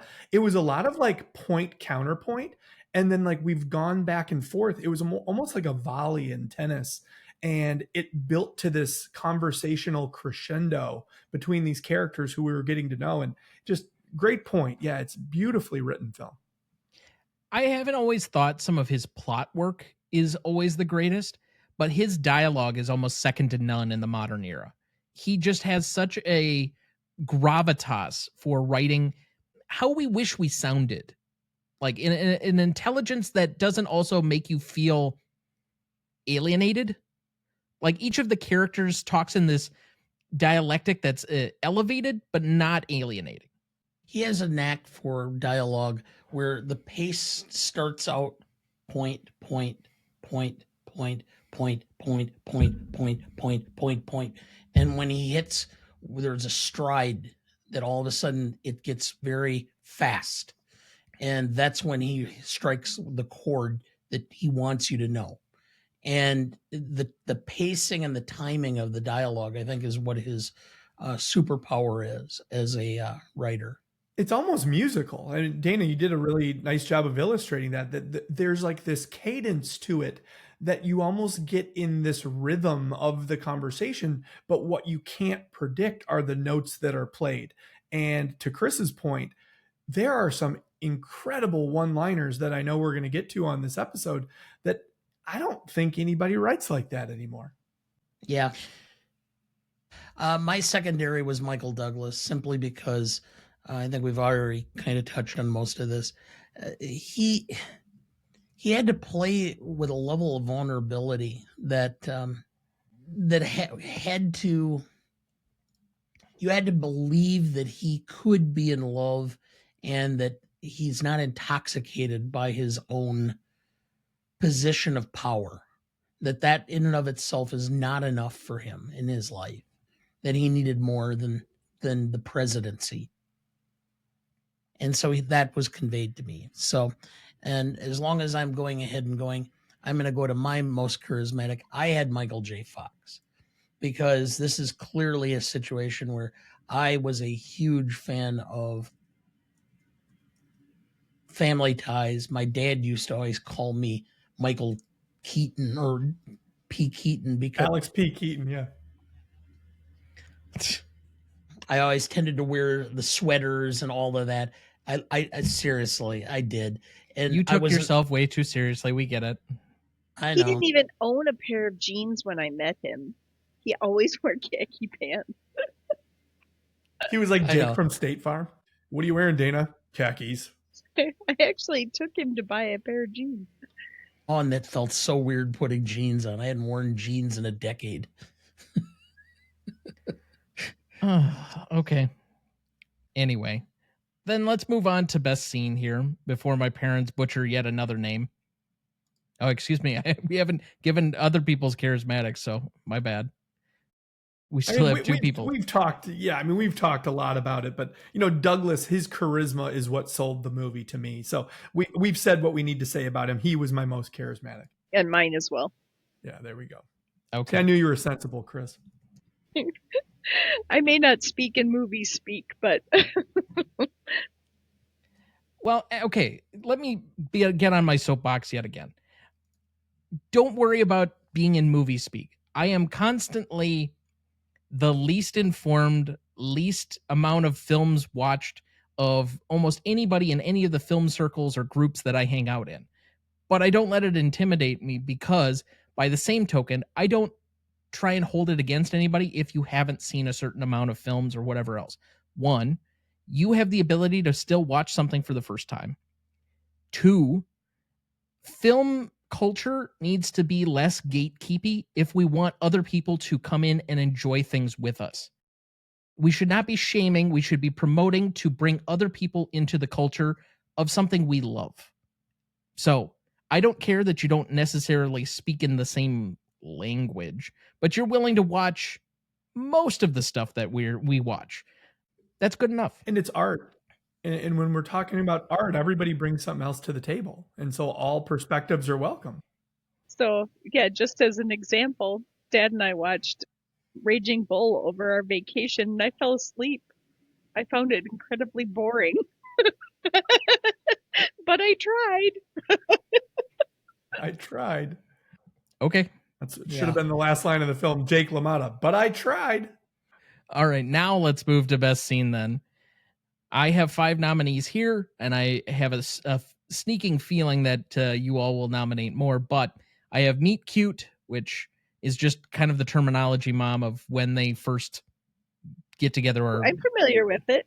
Okay, my bad. Don't forget, She Met Your Dad. That is true. They have a meet that cute. might have been the initial meet cute. It was there he was feeling denim for the first time. Actually, it was kind of a meet cute, wasn't it, Dana? Well, Chris, let's go. Tell the story. Now we need to know. So Dana's sister was a classmate. Well, we went to college together, and I don't need to explain how she and I met, but it's less embarrassing for you than for her. True. She can have a volatile personality. Anyway, a week or so before her wedding, she let go of the soloist and asked me to be the soloist for her wedding. So I had to quick pull it all together and show up early for the wedding. A singer or musician? Singer. Okay. So I was practicing because Dana was late coming to the rehearsal and he was in the wedding. And so they had me rehearse my stuff, and then he walked in and saw me, and, there it is. And the light hit you just right. It wasn't me. I think he was more starstruck to begin with. Yeah. I was dating someone else. So not for long, not when Dana shows up. Yeah. And so, Dana, were you like, she will be mine? Yeah, well, yeah, that was the case, but it took her a lot longer to come to that conclusion. Yeah. But I was in Milwaukee working as a law clerk for a bank, and I had to get off work and drive from Milwaukee over to Beloit, where the wedding was, and which was my hometown. So it took me a little bit to get there. I think the thing that sealed it was the day of the wedding, the groom was late, and his sister didn't have like a personal attendant or anything, and all these people were getting agitated because the wedding hadn't started yet. 45 minutes late. The groom was 45 minutes late? Yeah, Yes. There was an accident on the highway, and so all of the groom's party were in the cars behind this accident. So Dana and I ended up having to entertain and try to take people and keep his mother calm. She was a mess. So you were like a team from the very beginning. Yeah, we were a team from the very beginning. All right, now let's leave the church. Did you dance together at the reception? Yes. And who asked who? Dana asked me. Yeah. Oh, and of course there were more pictures being taken of the two of us dancing than of the bride and groom being taken. All right, dancing. I promise, last question, we're going to get back to talking about movies, but this is fascinating to me. And from the day that you danced at that wedding, how much time elapsed before you danced at your own wedding? Not very much, actually. Let's see. I a broke little up over with a year. That that was end of in July, and yours and we was got married the August following the next August. year. Yeah, So 13 months. Wow. Yeah, we dated 9 weeks before I proposed. You just 12 knew. and a half months. Yeah. I knew I said from the very beginning that this was, yes, I knew immediately. You saw her, you said, I will wear jeans for this woman. So, yeah, more or less. So it took her a bit longer, but 9 weeks and I proposed. This is why I was here. I needed to get to the bottom of this. I wanted to know what this really was a prequel. This was the origin of Tom's story. Yeah. And I needed to know that before I could know this. So maybe for another episode, maybe on that episode where we finally let a woman into the Hall of Fame for acting, there we go. We'll learn more about Tom's life. But for today, I know all about Chris and Dana. I'm not a very intriguing figure, so. Yet. And all of that from Meet Cute. Okay. Wait till you come to Chicago next week. Things might heat up. Sure. Yep. Yeah. Okay. If you can hook him up, Adam, please. Oh, good Lord, Ma. That'll be a dinner conversation, not a podcast conversation. Much like Andrew Shepard, he needs to keep his private life private while he's at work. As a mother, I can only hope. Oh. Mothers are gonna mother, aren't they, Tom? Yeah. So, am I allowed to go from here? keep hosting my own show? No, I just totally sabotaged your entire program. Okay, so Meet Cute, state dinner, staying over, which is in the dress shirt. Sydney confronts Shepard and press briefing. Now, These were just the 5 that I thought were the most important. But what did I miss? My president, the whole Oval Office scene where the confrontation, Lewis takes him on and says, people care about their lives and you need a lead. So. And I had the flower shop where he actually gets out of the car and goes into the flower shop and the woman behind the counter faints. I love that. Because it's such a great payoff, and it actually happens like 35 minutes after the initial phone call. And so you really had to kind of wait for that gratification. To me, the most powerful scene in the film was one between Andrew and AJ, who was played by Martin Sheen. And it was the disagreement that they have over the game of pool. President Shepard says, AJ, I've realized that over 25 years, I've never seen your name on a ballot. Why does it seem like you're always one step behind me? And AJ's response was one that only a best friend could give, because it was respectful, but at the same time humbling. He said, because if I weren't behind you, you'd be the most popular history professor at the University of Wisconsin. And you want to talk about a dig, but the way that Shepard responded, you knew it was true. You knew it was true. Well, they're not going anywhere this year. In football, I just want to point one thing out. My Iowa Hawkeyes devastated the Badgers at Camp Randall so significantly that I thought that they were not even going to jump around. There were barely enough people still there. I don't think the Badgers scored a point. So if that's where we're going, I wanted to point that out. Now, that being said, that's my favorite scene. The pool room scene was amazing. I agree. One of my other favorite scenes is where she's talking on the phone to some guy named Richard, and he's got his impression of the president. And so, then he actually calls and she thinks it's Richard, and the whole thing that ensues there. So that's just a cute scene where she's just, like I could see myself doing something like that. Oh, I definitely could. In fact, I think I've probably witnessed you do something like that before. Oh, I don't think so. But I would do something silly like that. Okay, I've had a lot of history with you. I'm not going to disagree. I didn't think you would. All right, so we have meet cute, state dinner, staying over, flower shop, Sydney confronts Shepard, billiards, leadership and sand, and press briefing. Out of these, what is the best scene? I think the final speech. That's great, isn't it? And I am the president. I love that scene too. I have Sydney confronts Shepard, because it's at that point in time that there's a complete shift in who's the power broker in this relationship. And he knows that it's not enough to be president. He has to come hat in hand and provide something for her in this relationship. And he has not done that. See, likewise, I have a different scene because I think the power dynamic shifts before that, where it's staying over, where the scene starts as her trying to ignore her own personal feelings, trying to say this isn't going to ever work.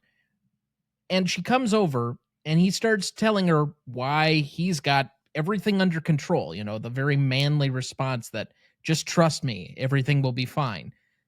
She finally accepts it and then flips the table on him. So then he becomes kind of a blubbering idiot by the second half of the scene, where you definitely feel that shift from her being the ditzy one, constantly on the back foot, afraid of or nervous because of his position and power, to finally seeing him as an equal in the relationship and saying, okay, you think this is in control? I'm going to trust you here. And let's go from 1 to 100 and really see how committed you are to this plan. And she catches him in that awkward moment. So for me, that's the best scene, because I think that's where the movie becomes a little bit more than the rom-com, but kind of develops into something more. All right, favorite scene. Let's go to Mom first here. Oh, I love the flower shop when the woman just falls over. I think it's just because it's silly, and you have to have something silly. There's a lot of very serious moments in this film, so this breaks up the seriousness and puts something completely buffoonish, I guess, or silly in there to break up all of the others. So I love that scene as well. The one that I have down is their first date, the grand ball, the state dinner, and they round the corner and the press corps is there and the orchestra is there playing. And it was like, do you do this a lot? He's like, yeah, this is kind of old hat for me. And I just think that there was something very regal about that scene. And it was like, we've seen a lot of movies that feature first dates. We've never seen one like this. And so maybe it's not the most important scene in the movie, but it might be my favorite. It certainly is the closest as a country that will ever get to having like a certain level of royalty.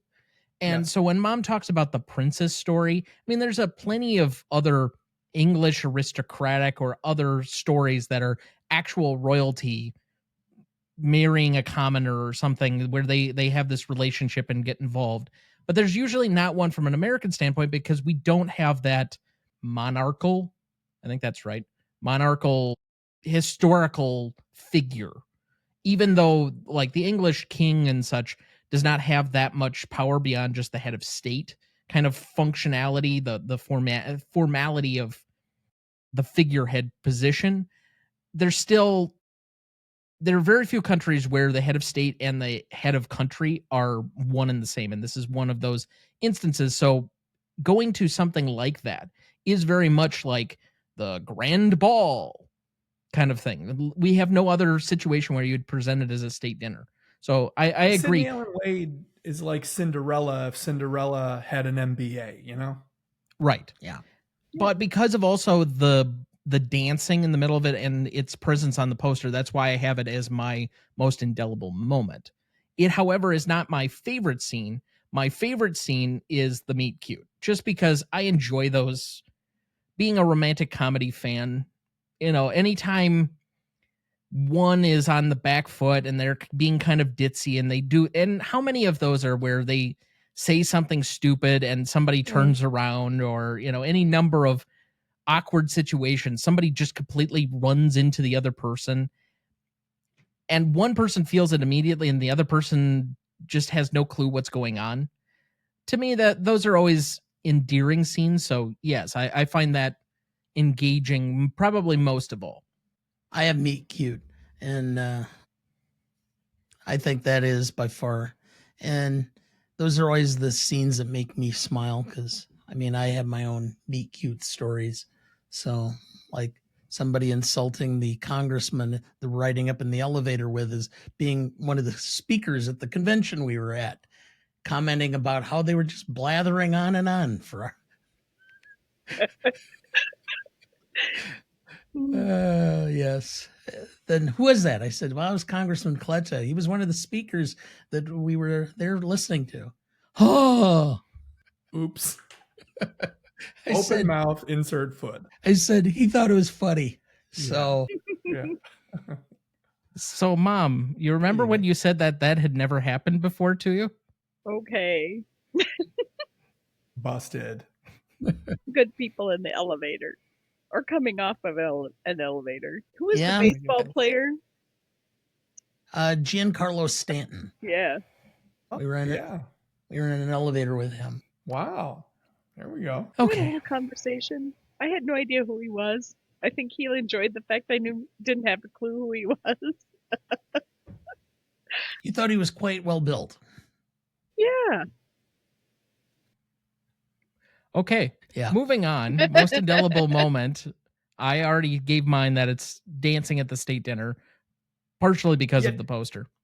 Yeah, Tom, I think you convinced me that my favorite scene is actually just my favorite because it's the most indelible. So the poster, the dancing, the whole thing, I'm with you. Yeah, I absolutely agree. It's that whole dance where she looks quite regal and beautiful and fits the part. I have the press briefing. I think in the back of my mind, it has always been the case that when a president is under attack and it's without basis or without merit, that I would just love to see a president come right into the press briefing room and stand there and just speak his piece instead of going through the whole, song and dance. So maybe that's just my own wish. Spoken like somebody who hasn't stood up at a number of church meetings to give their own oratory on telling us how we're all idiots. Me? Yes, you. But anyway, that looks like a good spot for our second break. We'll be right back.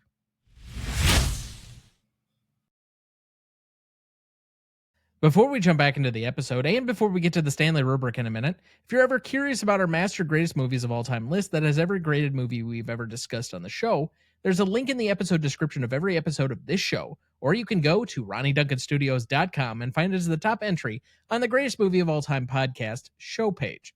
That has the grades we've done so far for all 259 movies we've graded, and we continue to add more each week.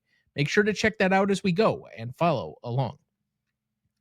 Dad, do we have anyone to remember this week? Yes. Peter Watkins, 90, English filmmaker. The War Game, Punishment Park, Resin, Oscar winner 1967. Donna Jean Godchaux McKay, 78. American Hall of Fame singer, The Grateful Dead, and backing vocalist on Suspicious Minds. Prunella Scales, 93. English actress, Fawlty Towers, A Question of Attribution, and Howard's End. Maria Riva, 100. German-born American actress, The Scarlet Empress, The Burning Glass, Scrooged. Ralph Sineski, 102. American TV writer and director, Star Trek, Dynasty, The Waltons. Adam Greenberg, 88. American-Israeli cinematographer, The Terminator, T2, Judgment Day, Ghost, La Bamba, 3 Men and a Baby, Sister Act, Rush Hour, Snakes on a Plane. Oscar nominated in 1984 for The Terminator. Çeki Kero, 72, Turkish-French actor-musician. Nikita, the film, and The Missing, television. Lee Weaver, 95, American actor. Oh Brother, Where Art Thou? The Cosby Show, Easy Street. And Diane Ladd, 89, American actress. Alice Doesn't Live Here Anymore. Wild at Heart, 3-time Oscar nominee. So I will defer to anybody else who has a large relationship with any of these people. I know that it's a lot of names this week. A lot of people who lived very late in life. We had a couple of 100-year-olds that passed away in this list. I just don't have much of a personal connection with many of them. I think the lone one, and it's part of the reason that I had so many included of his films, was cinematographer Adam Greenberg. I mean, both of the two primary Terminator movies. Rush Hour was a big one when I was a kid. I loved the Rush Hour 1 and Rush Hour 2. But other than that, I have to say that a lot of these people I just didn't have much of a relationship with. So if someone else has a better long-standing relationship, please go ahead. I always enjoyed Fawlty Towers, and Prue Scales was a close friend of John Cleese. And I got to see Cleese, an interview or a tribute he did on her passing, talking about her being one of the early people that welcomed him when he joined the BBC and started getting into comedy, and considered her a close personal friend. So that's my touch there. And Diane Ladd, Alice Doesn't Live Here Anymore was a fairly well-known film, but it was translated into the TV show Alice that was on in the 70s and early 80s. But she herself had been in Hollywood and had done a ton of stuff over the last, 40 years, 50 years.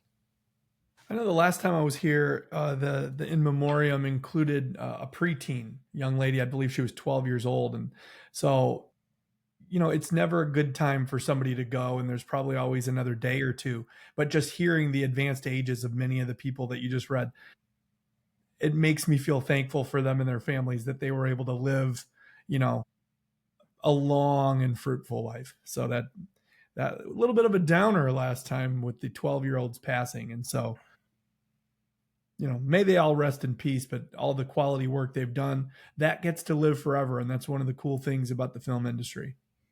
And so we recognize these here fondly for their contributions with a moment of silence in their honor.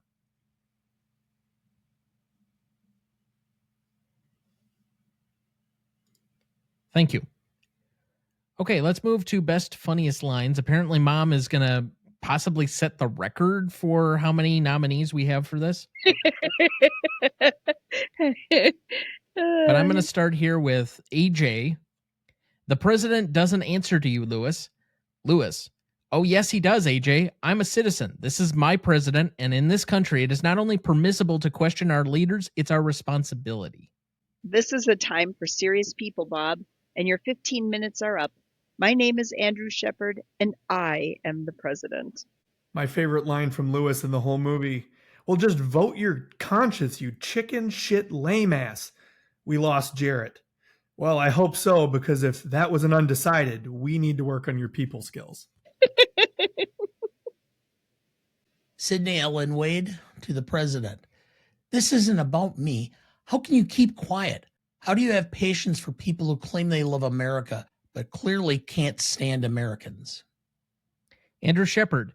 You want a character debate, Bob? You better stick with me, because Sidney Ellen Wade is way out of your league. Yeah, I love that line. I love the fact that he publicly stands up for her, but he also puts her up on this pedestal, even above, himself as the president. I think that that's like one of the most endearing things that he does to her as her boyfriend, not as the president. So that's a good choice.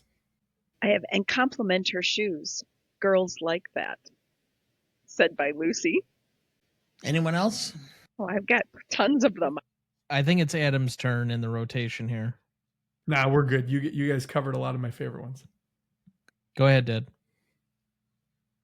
Sidney Ellen Wade to AJ. Your boss is the chief executive of Fantasyland.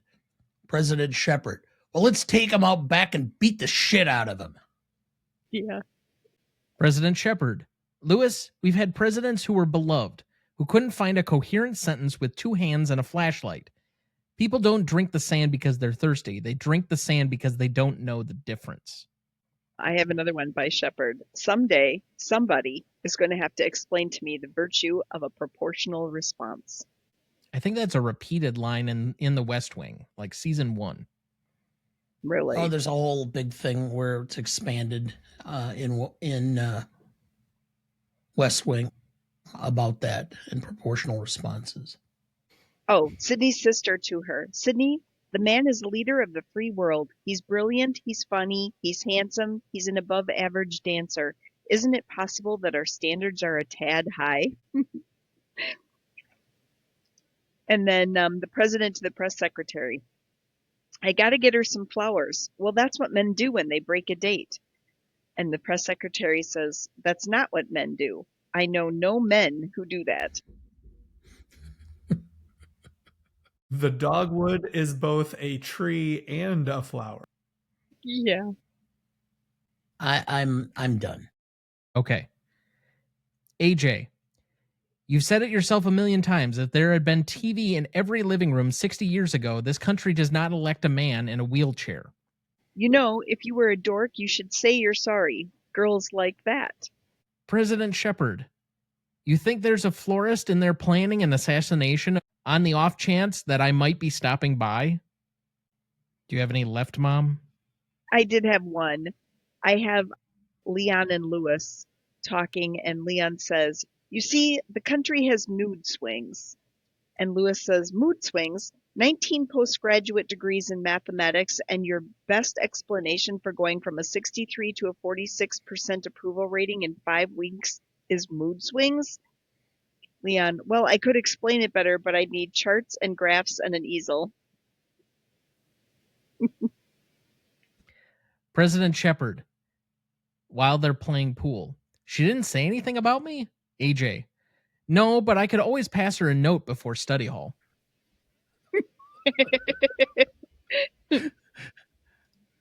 All right, that brings us to the Stanley rubric.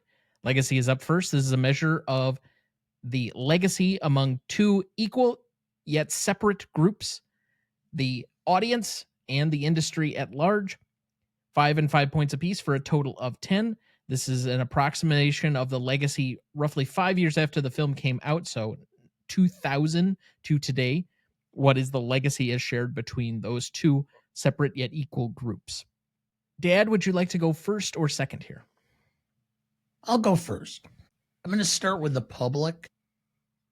Our informal office poll had maybe 3 people had seen the movie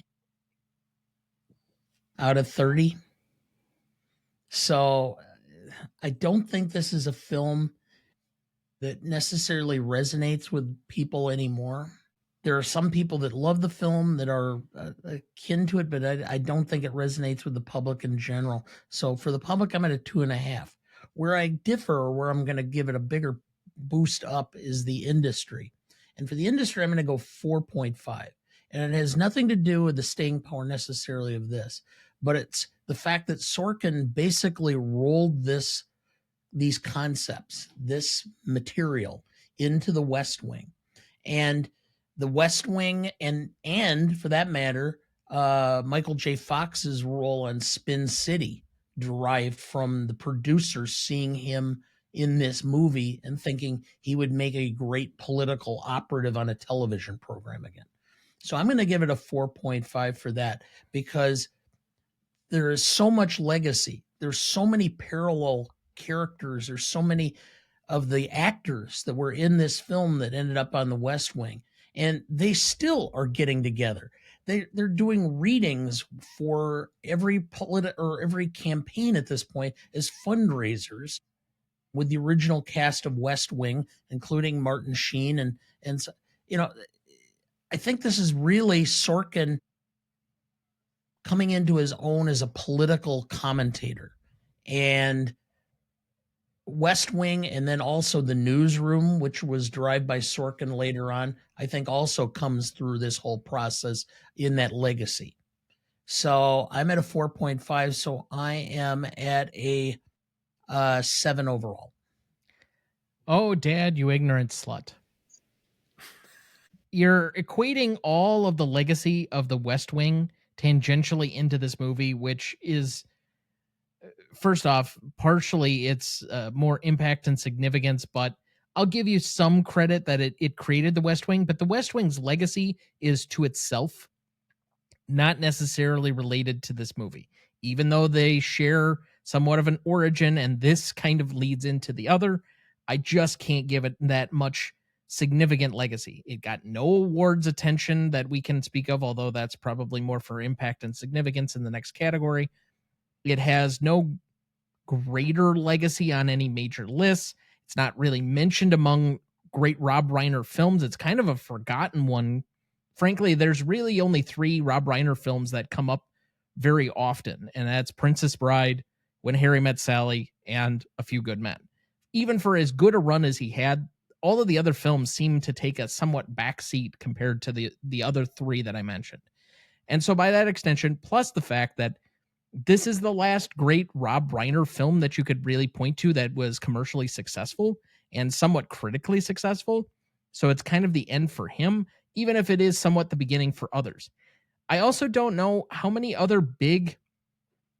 I mean, I guess Michael Douglas still had some other major lead films that he was a part of after this. He was in The Game, which comes after this, which is the David Fincher film. But his career as like a leading man almost is capped or bookended about this point in time. He maybe has another 3 to 5 years as a significant leading man before he kind of becomes more of a supporting character and is ending up as some supporting character in Ant-Man films. So by that extension, I just don't know if this has quite the same legacy, particularly among the industry or the audience. So I'll give it a 2.5 for both categories and say a 5. I don't know if what happened to Douglas's career, which is by no means a train wreck after the American President. I mean, the time period that you outlined, Tom, he was approaching 60 years old. And what naturally happens to stars of his caliber is they are massive in their 30s, 40s, things settle down in their 50s.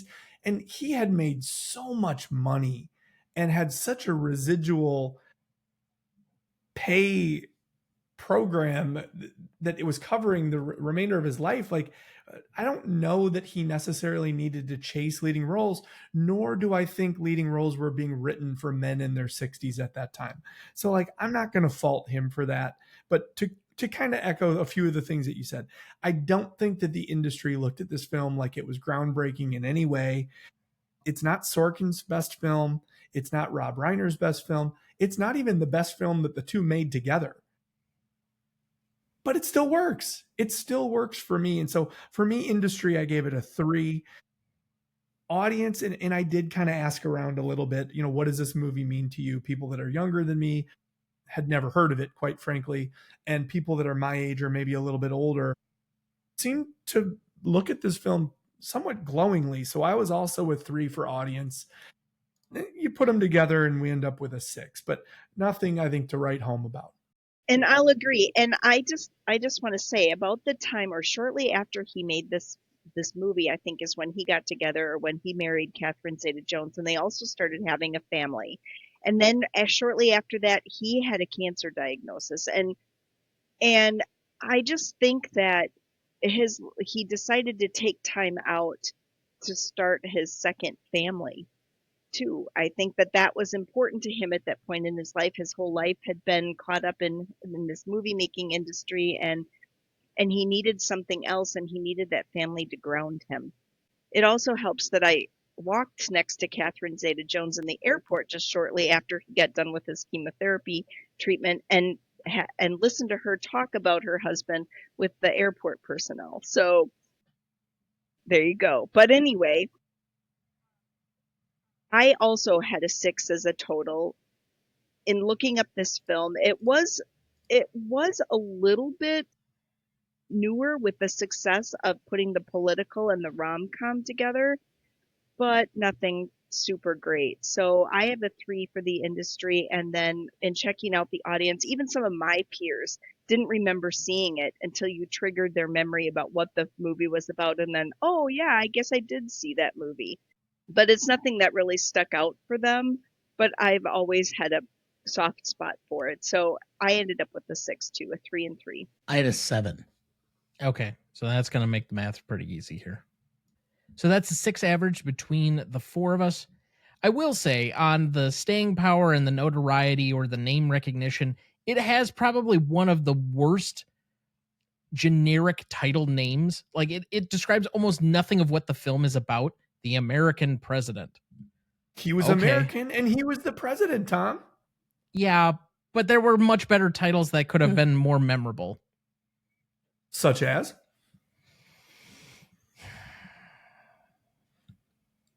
This is the part of the show where Tom calls out Aaron Sorkin. I'm sure Aaron is sitting at home listening to our podcast on the edge of his seat. What should I have named it, Tom? Sexy President. Sydney's First Dance. The Dogwood. Yeah. I also loved when he sent her the ham. The Virginia ham. Highly unromantic. They could have called this Virginia ham. Yeah. State of the Union is a better title. It works in 2 ways. I'll let you think on that. It's a good point. Well, we've solved that. All right.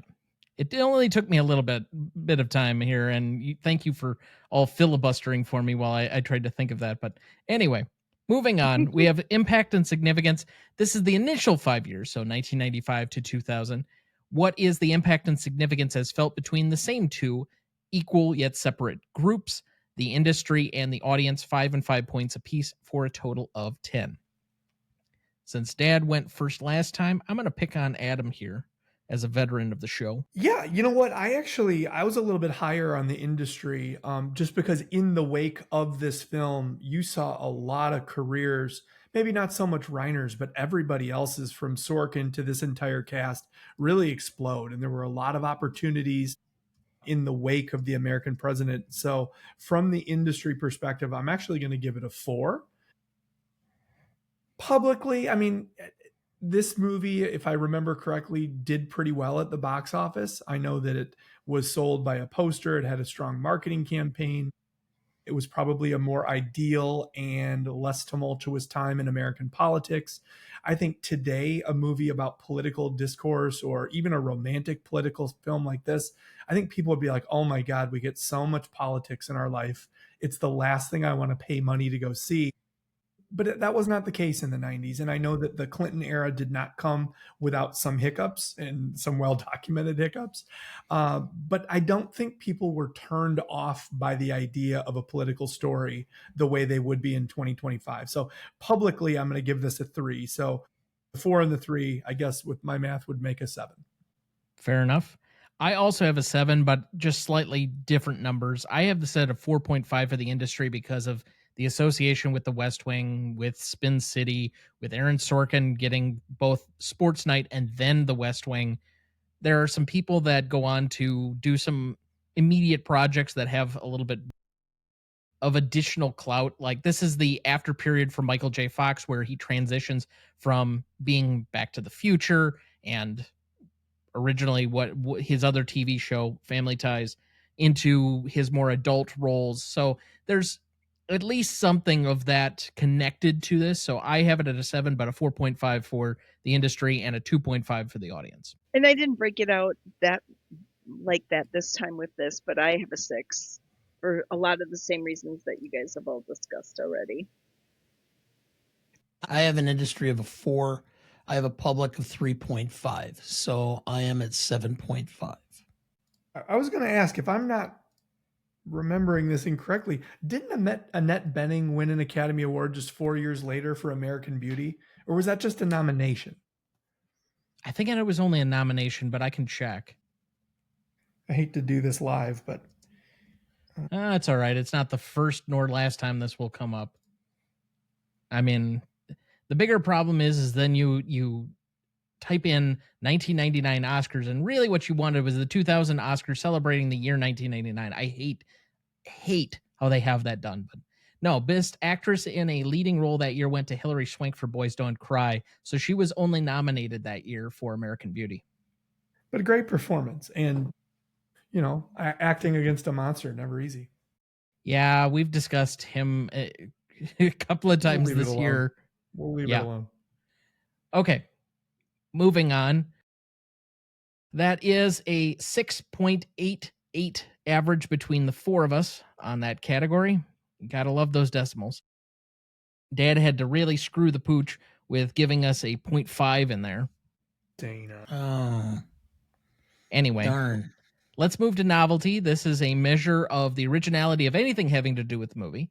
Most closely or most often cited for the subject material or what the film is about, but it can be for other things as well as the execution on anything having to do with the movie. 5 and 5 points apiece for a total of 10. I suppose I can start here. I have this at kind of a soft 3 and a 3.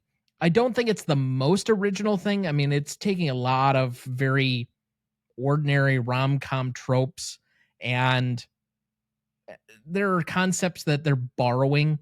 Frankly, the notion of the royalty or somebody dating a prince kind of aspect has been done before. It's just put in a more American spin. But that being said, or that being the case, I don't think there's really one that is in this direct realm where it's the American government and politics and all of the other side characters that go with it, the electoral politics that's in a romantic comedy. And so I gave it a little bit of extra credit, maybe just for being a little different or unique within the genre. As for execution, it's an imperfect film. We have said that it's not Aaron Sorkin's best written script. I still think the dialogue's very strong, but there's a way in which this film kind of wraps up very quickly that I don't know. The president giving a speech in the press briefing just doesn't quite have the grandeur for me as I'm sitting here at 35 that it probably might have had for me when I was like 12 when I first watched this. Where him just getting up in a random press briefing is not going to settle all the questions and just end all of the consternation and controversy around him dating again, if that was the hornet's nest that it truly was that stirred everything up. I think the acting jobs for the most part are pretty solid in all of this.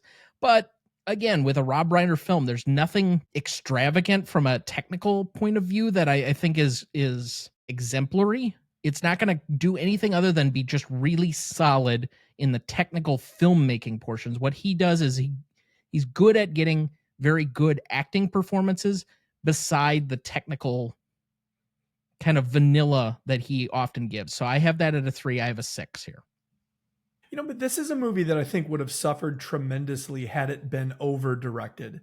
And there's something about Reiner's proficiency and also his acuity to know, just get out of the way and let them do, like kids say today, let them cook, let them do what they're best at and don't saturate it with direction. And so I do think that was an additive rather than something that I needed it to be more hyper directed.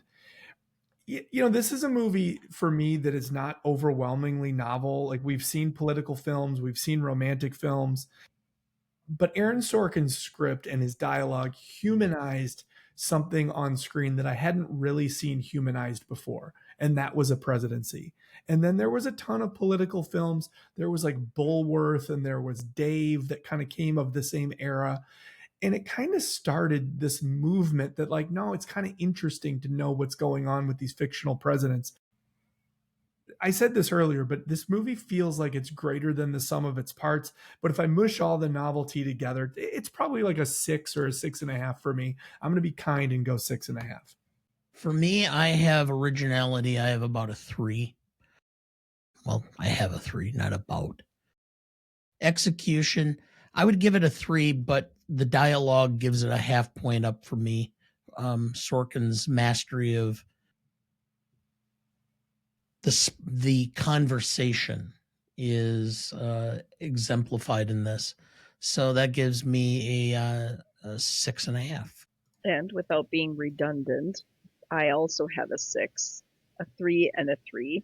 And I think you guys have all said everything that needs to be said. So that's a 6.25 average between the 4 of us on this category. Classicness. Classicness has been a very difficult category over the life of the show, and I don't think it'll be particularly different here tonight. It is usually a measurement of how well the film has aged or how ahead of time the film was.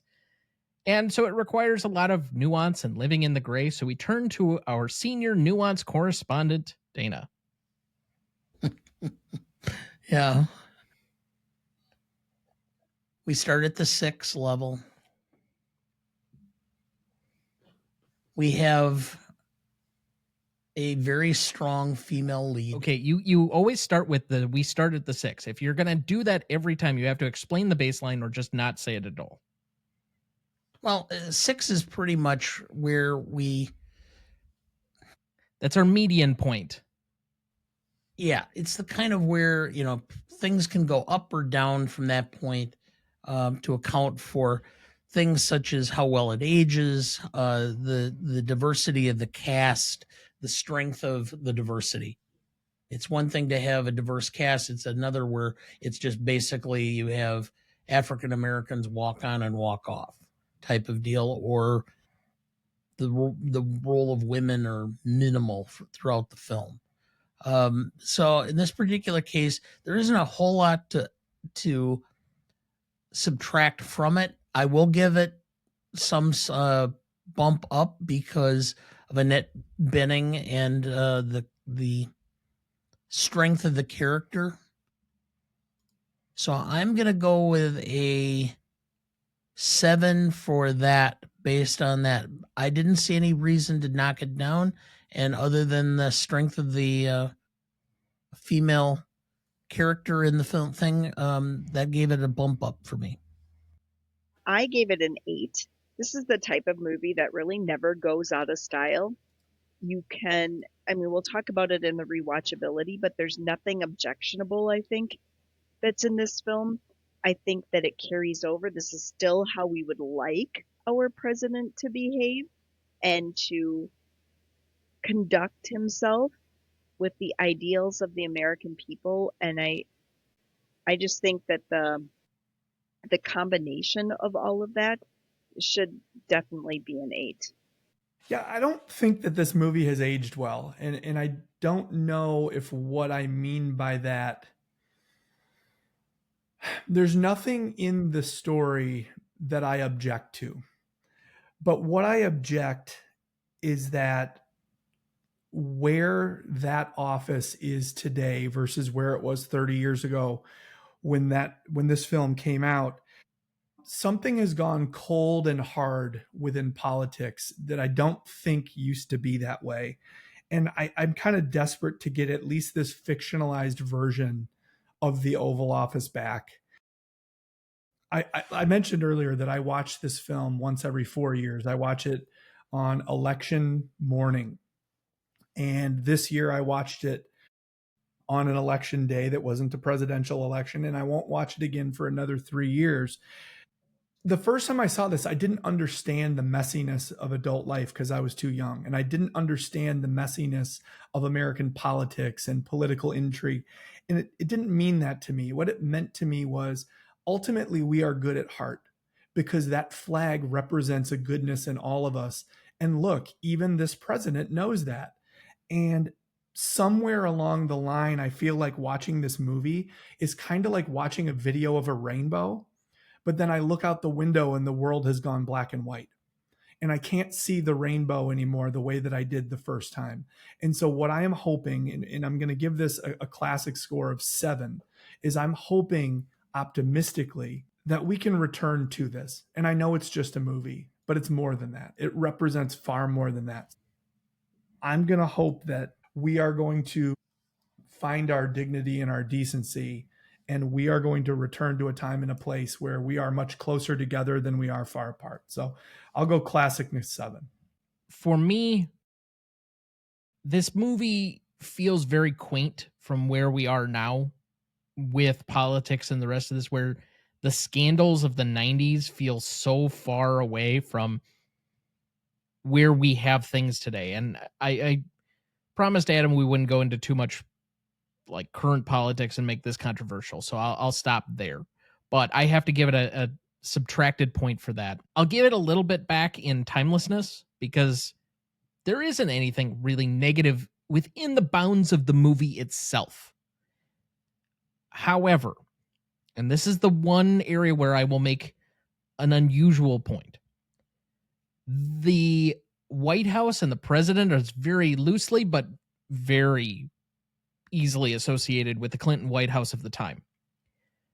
The fact of the president dating in a fictionalized setting, but somewhat based on Bill Clinton, with things happening less than 2 to 3 years later, where he is outed as a serial predator, really doesn't age well. Bill, don't do that.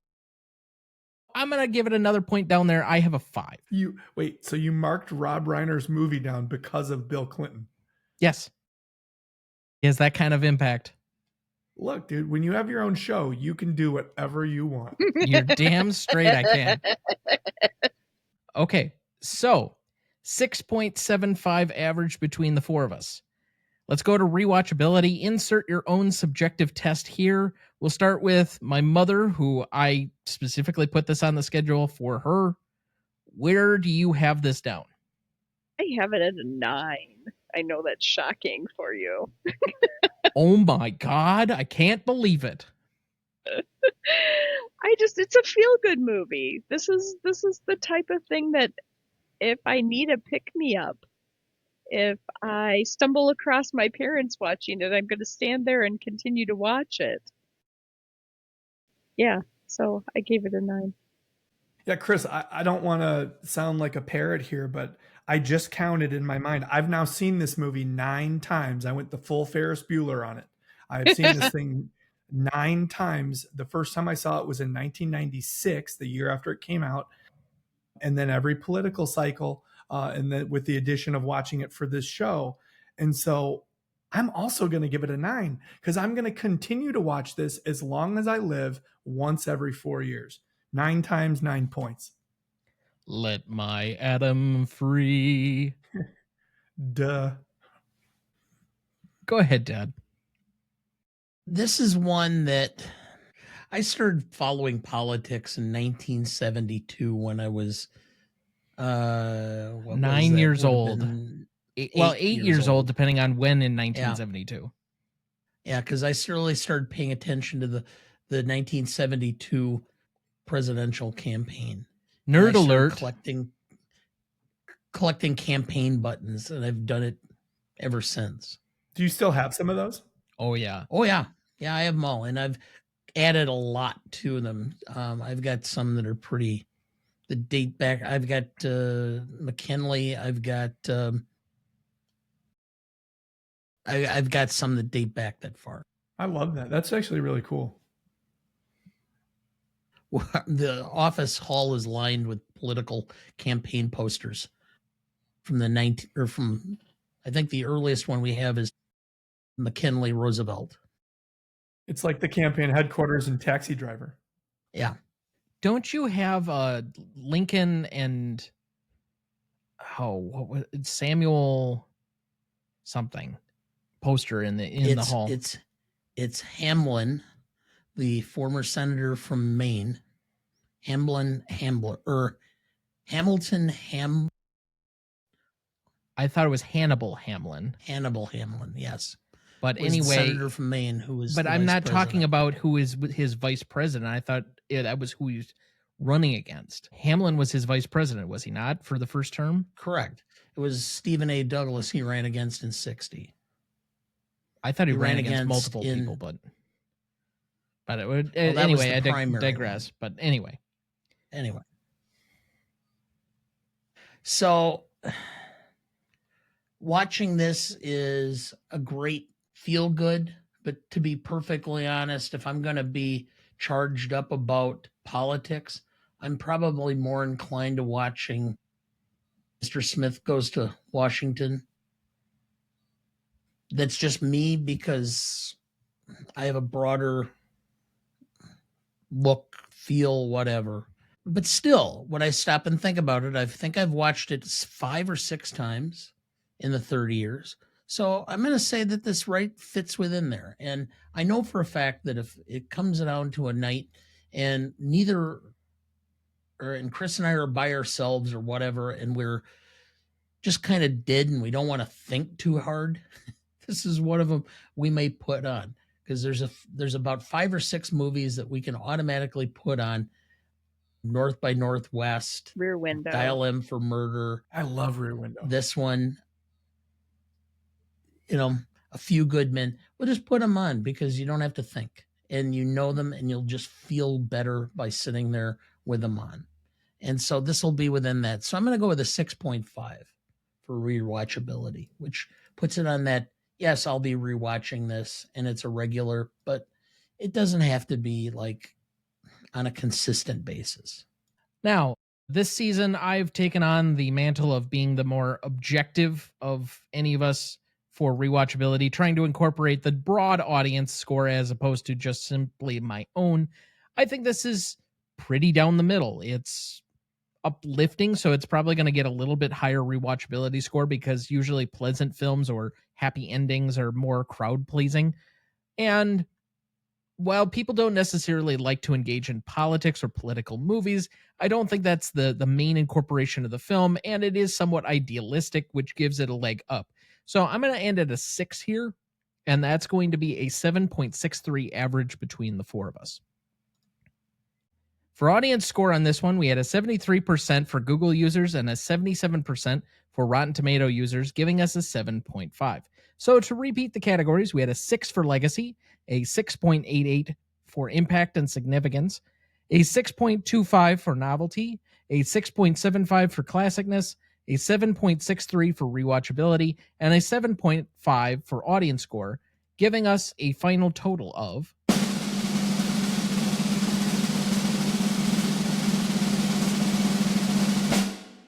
41.01 and currently placing it on our list at number 211 between Love Actually and Full Metal Jacket. Oh, wow. Wow. I know which one of those two Chris would rather watch. Yeah. Oh my God. Yeah, since I've never seen the other one. It's a great first half movie. Yes. Yeah, The I would second agree half with that. movie, I have would yet agree to with figure that. out what Kubrick was trying to do. You know, the Tet Offensive. It was light. It was enjoyable. Yeah. Okay. Yeah. I think I would rather watch Love Actually. Look, I love Kubrick, but Love Actually is kind of like the same warm blanket that this movie is. What's the other one we started watching? The one with Jack Black and The Holiday. The Holiday. Yeah, that's good too. There's a lot of flaws in The Holiday, but again, like there's something really lovable about the scenes. I almost think that it's two different movies, and all the scenes that took place in England were amazing. Just amazing. Love it. But that being said, if you have any commentary for us, good, bad, or otherwise, you can write us at greatestaltimemoviepodcast@gmail.com. You can find us on our website, RonnieDuncanStudios.com/GMOAT podcast, or you can find us at the handle at GMOAT podcast on any of the socials, YouTube, Instagram, Twitter, Letterboxd, TikTok, or Blue Sky. Let's move to remaining questions on this one. Does the president win re-election? Oh yeah, he vanquished Bob Rumson, and it probably wasn't close. I think he wins somewhere in the range of 6 to 8 points. I think Sidney Allen Wade very quickly becomes the new first lady, is an excellent stepmom, does wonders for not only the way that women view themselves in power positions, but also for our environment. So all wounds are healed. All things are better in the world because of his reelection. Since this is loosely based on the Clinton administration, I remember that in first grade, my first bet that I ever made and won was whether Bill Clinton would beat Bob Dole. Bet a kid $1 in first grade. And let's just say it was not Did he close. pay up? Did he pay I up? don't remember. I just remember that I was gambling on elections and I was doing it illegally. And look at how you ended up. I mean, there's the old adage, kids, like he who gambles lives in shambles. And Tom, If you saw this remember apartment, Bob Dole used to hold the paperclip. You're not living in shambles. okay. Compared to some, that is true. I do have a roof over my head and there is heat in this apartment, which is particularly good for the season coming up in Wisconsin. But that being said, I have a teetering toilet. I have had the roof leak multiple times. The Not only is carpet it teetering, it's only 5 inches off the floor. the tub is. Hold on. An hour ago, Chris said you got to find a way to set Tom up with somebody in Chicago, and now you're talking about these living conditions, dude. How am I going to help you? At least lie to us. He now has a nice office. Are they going to live there? If I get a good enough couch, yeah, why not? Oh my God Almighty! He'll get upgraded here before too long. Yeah, I was going to say, we're planning to buy some property down there, so he'll probably get an upgrade. There we go. So Adam already answered this version of the question, but do they stay together? Yeah, Yeah, absolutely. No doubt. she is his princess bride. Oh, God. Yeah, they're a good fit. I love it. And my last one here, why would polling numbers drop just because the president starts dating? It is such a ridiculous premise. I think that people are thinking that his attentions are divided. I can see that being a real thing. You know, he's not now focused on the presidency. He's focused on his relationship and he's kind of forgetting about us. So I can see how that would be perceived. Hold on. You're the woman who stayed up got up very early at like 3 a.m. to watch the royal wedding.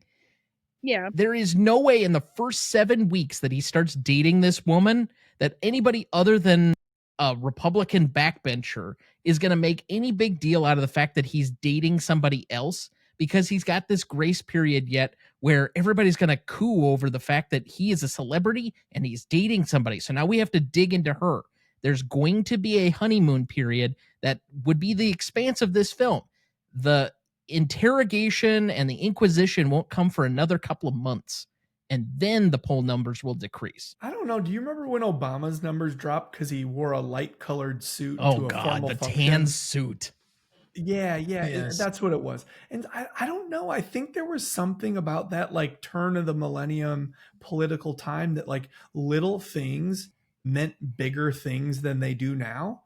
And I think that there was like kind of like a drastic knee-jerk reaction. This was also really when the 24-hour news cycle started hitting full stream. There would have been Sidney Allen Wade on 24-hour news for at least a week, if not Mhm. beyond, especially when all the stuff about the flag burning came out, fictional flag burning. So I don't know. I actually think that what your mom said, I think there's a lot to that. I don't think it would have helped him.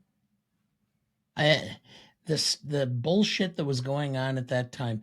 Do you remember when Clinton supposedly got a haircut on the tarmac Yes. right after he was elected? Oh yeah. And Mhm. that was like 24/7 on Fox Yep. for like 4 or 5 days. Sean Hannity criticized Obama for selecting Dijon mustard. It was too elite. Yes. There was a lot. Like I remember that, they used to spoof Clinton because he would go on his jogs and then he would eat McDonald's. And there were people who, oh, he's a terrible role model to American children. Like compare that to some of the things that we've been experiencing, within the last few political cycles. Mhm. Like things have really escalated quickly. It's somebody threw a trident. History has a tendency to repeat itself. I am in a old geezer book club, and we're reading a book about the establishment of the National Forest Service. So this is Wow. early 20th century. And the book in there just goes on about just the absolute corruption that was going on. Nothing that's happening today hasn't already happened at some other point in American history. If you see me on the video right now, you see me waving to the audience goodbye. Bye. Yeah, okay. Anyway, any remaining questions for anyone else? No, we did it. All right. So with that being said, I would like to thank both of our guests for being on with us again. Mom, you are not scheduled currently to be back with us again this year, but you will be back sometime next year for a tiebreaker episode. But if there's anything you'd like to plug before the end of the season, please do so now. I don't think so. Holiday season jellies, jams, syrups. And bread. She makes an awesome raspberry jam. Syrup. Dana loves my syrup, so he's plugging my syrup. Oh God, I'm there. I'm here for it. Yeah. Adam, you are also not currently scheduled to be back with us either, but please let the people know what you're working on and where they can find you.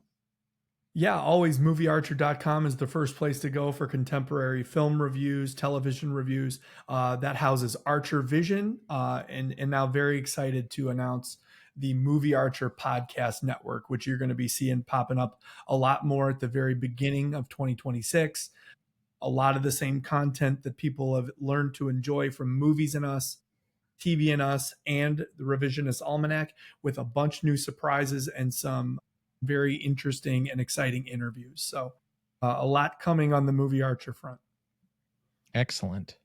Dad, any quick remaining thoughts for the week? No, I've gotten 3 of the fall release. I got the Springsteen film in. I got Begonia, and I really enjoyed Blue Moon. First off, Ethan Hawke was excellent in the movie.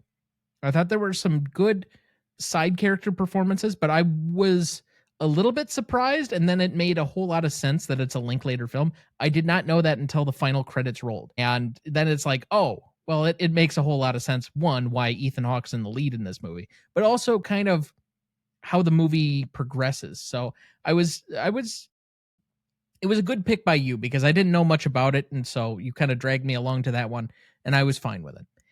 The other one that you were about to mention, which thank God we didn't subject Mom to this, because this would have been a Mom special where she just hates the entire movie and everything else about it, and anyone connected with it immediately because we made her sit through it because it is a wild movie, is Begonia.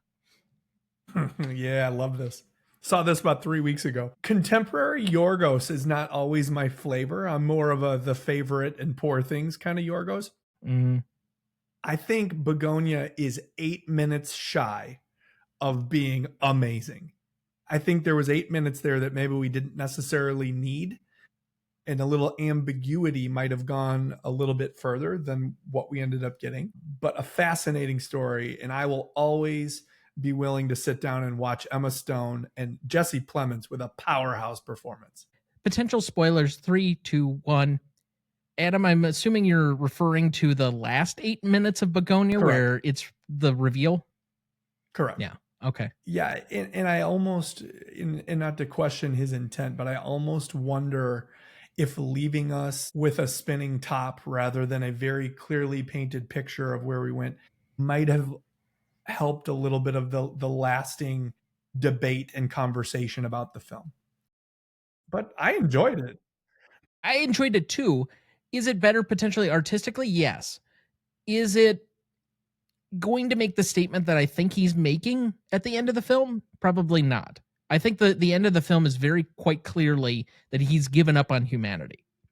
And it's extraordinarily nihilistic. Yeah, and a lot of his work is. And I think that's part of the reason why I find myself drawn to Poor Things, because it's not as nihilistic as much of his work. And I think that there's this optimism that he has surrounding femininity in that film that I really love. And again, Emma Stone is a one of one. There's nobody like her. And so I will watch her anywhere at any time. And so that was a film that popped up at the Chicago International Film Festival. There was a great press screening that I was invited to attend, and I wanted to be first in line. So that was a great experience. Now, I really enjoyed the Springsteen film. Tom has not seen it, so I'm forbidden to say too much. Oh, good Lord. I don't care. It's a musical biopic. No, it's not really a musical biopic. It is. It's much deeper than that. Okay, you can say that, but it's not. I can guarantee it. Okay. Anyway, for whatever it's worth on top of that, did you find Begonia or Poor Things funnier? Because there's been a debate in our Discord recently over which is the funnier of the two films. I thought Poor Things is much funnier. That being said, I did laugh at Begonia, but I just had more laugh out loud moments from Poor Things. Yeah, so I think Poor Things was so fantastical and absurdist at times that there was this joyful laughter that came out of me. And just watching her character experience all of the evolutionary steps and developmental steps of childhood through young adulthood and seeing her discover herself as a woman, it was hilarious at times. Whereas with Begonia, it was very on topic for a lot of the things that are going on in our world today: echo chamber culture, obsessive culture, people feeling disenfranchised by the socioeconomic structure of our country.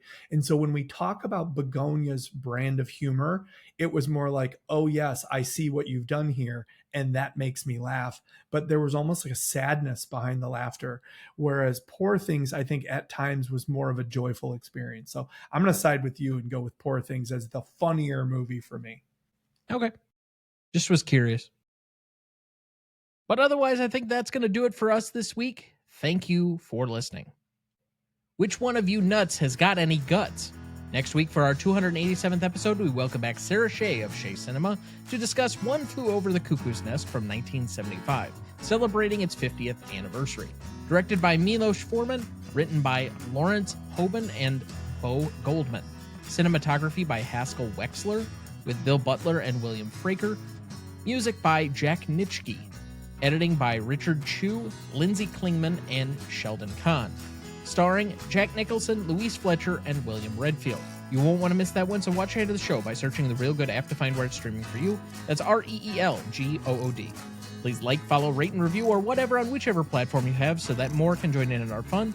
You can also email the show at RonnieDuncanStudios.com/GMOAT podcast or at greatestaltimemoviepodcast@gmail.com, or find us on YouTube, Instagram, Twitter, Letterboxd, Blue Sky, or TikTok at the handle @GMOAT podcast. The Greatest Movie of All Time is a production of Ronnie Duncan Studios. Our show is mixed, edited, and written by Thomas Duncan. Our music is thanks to Purple Planet Music. Our distributor is Captivate FM. Our technical provider is Riverside FM.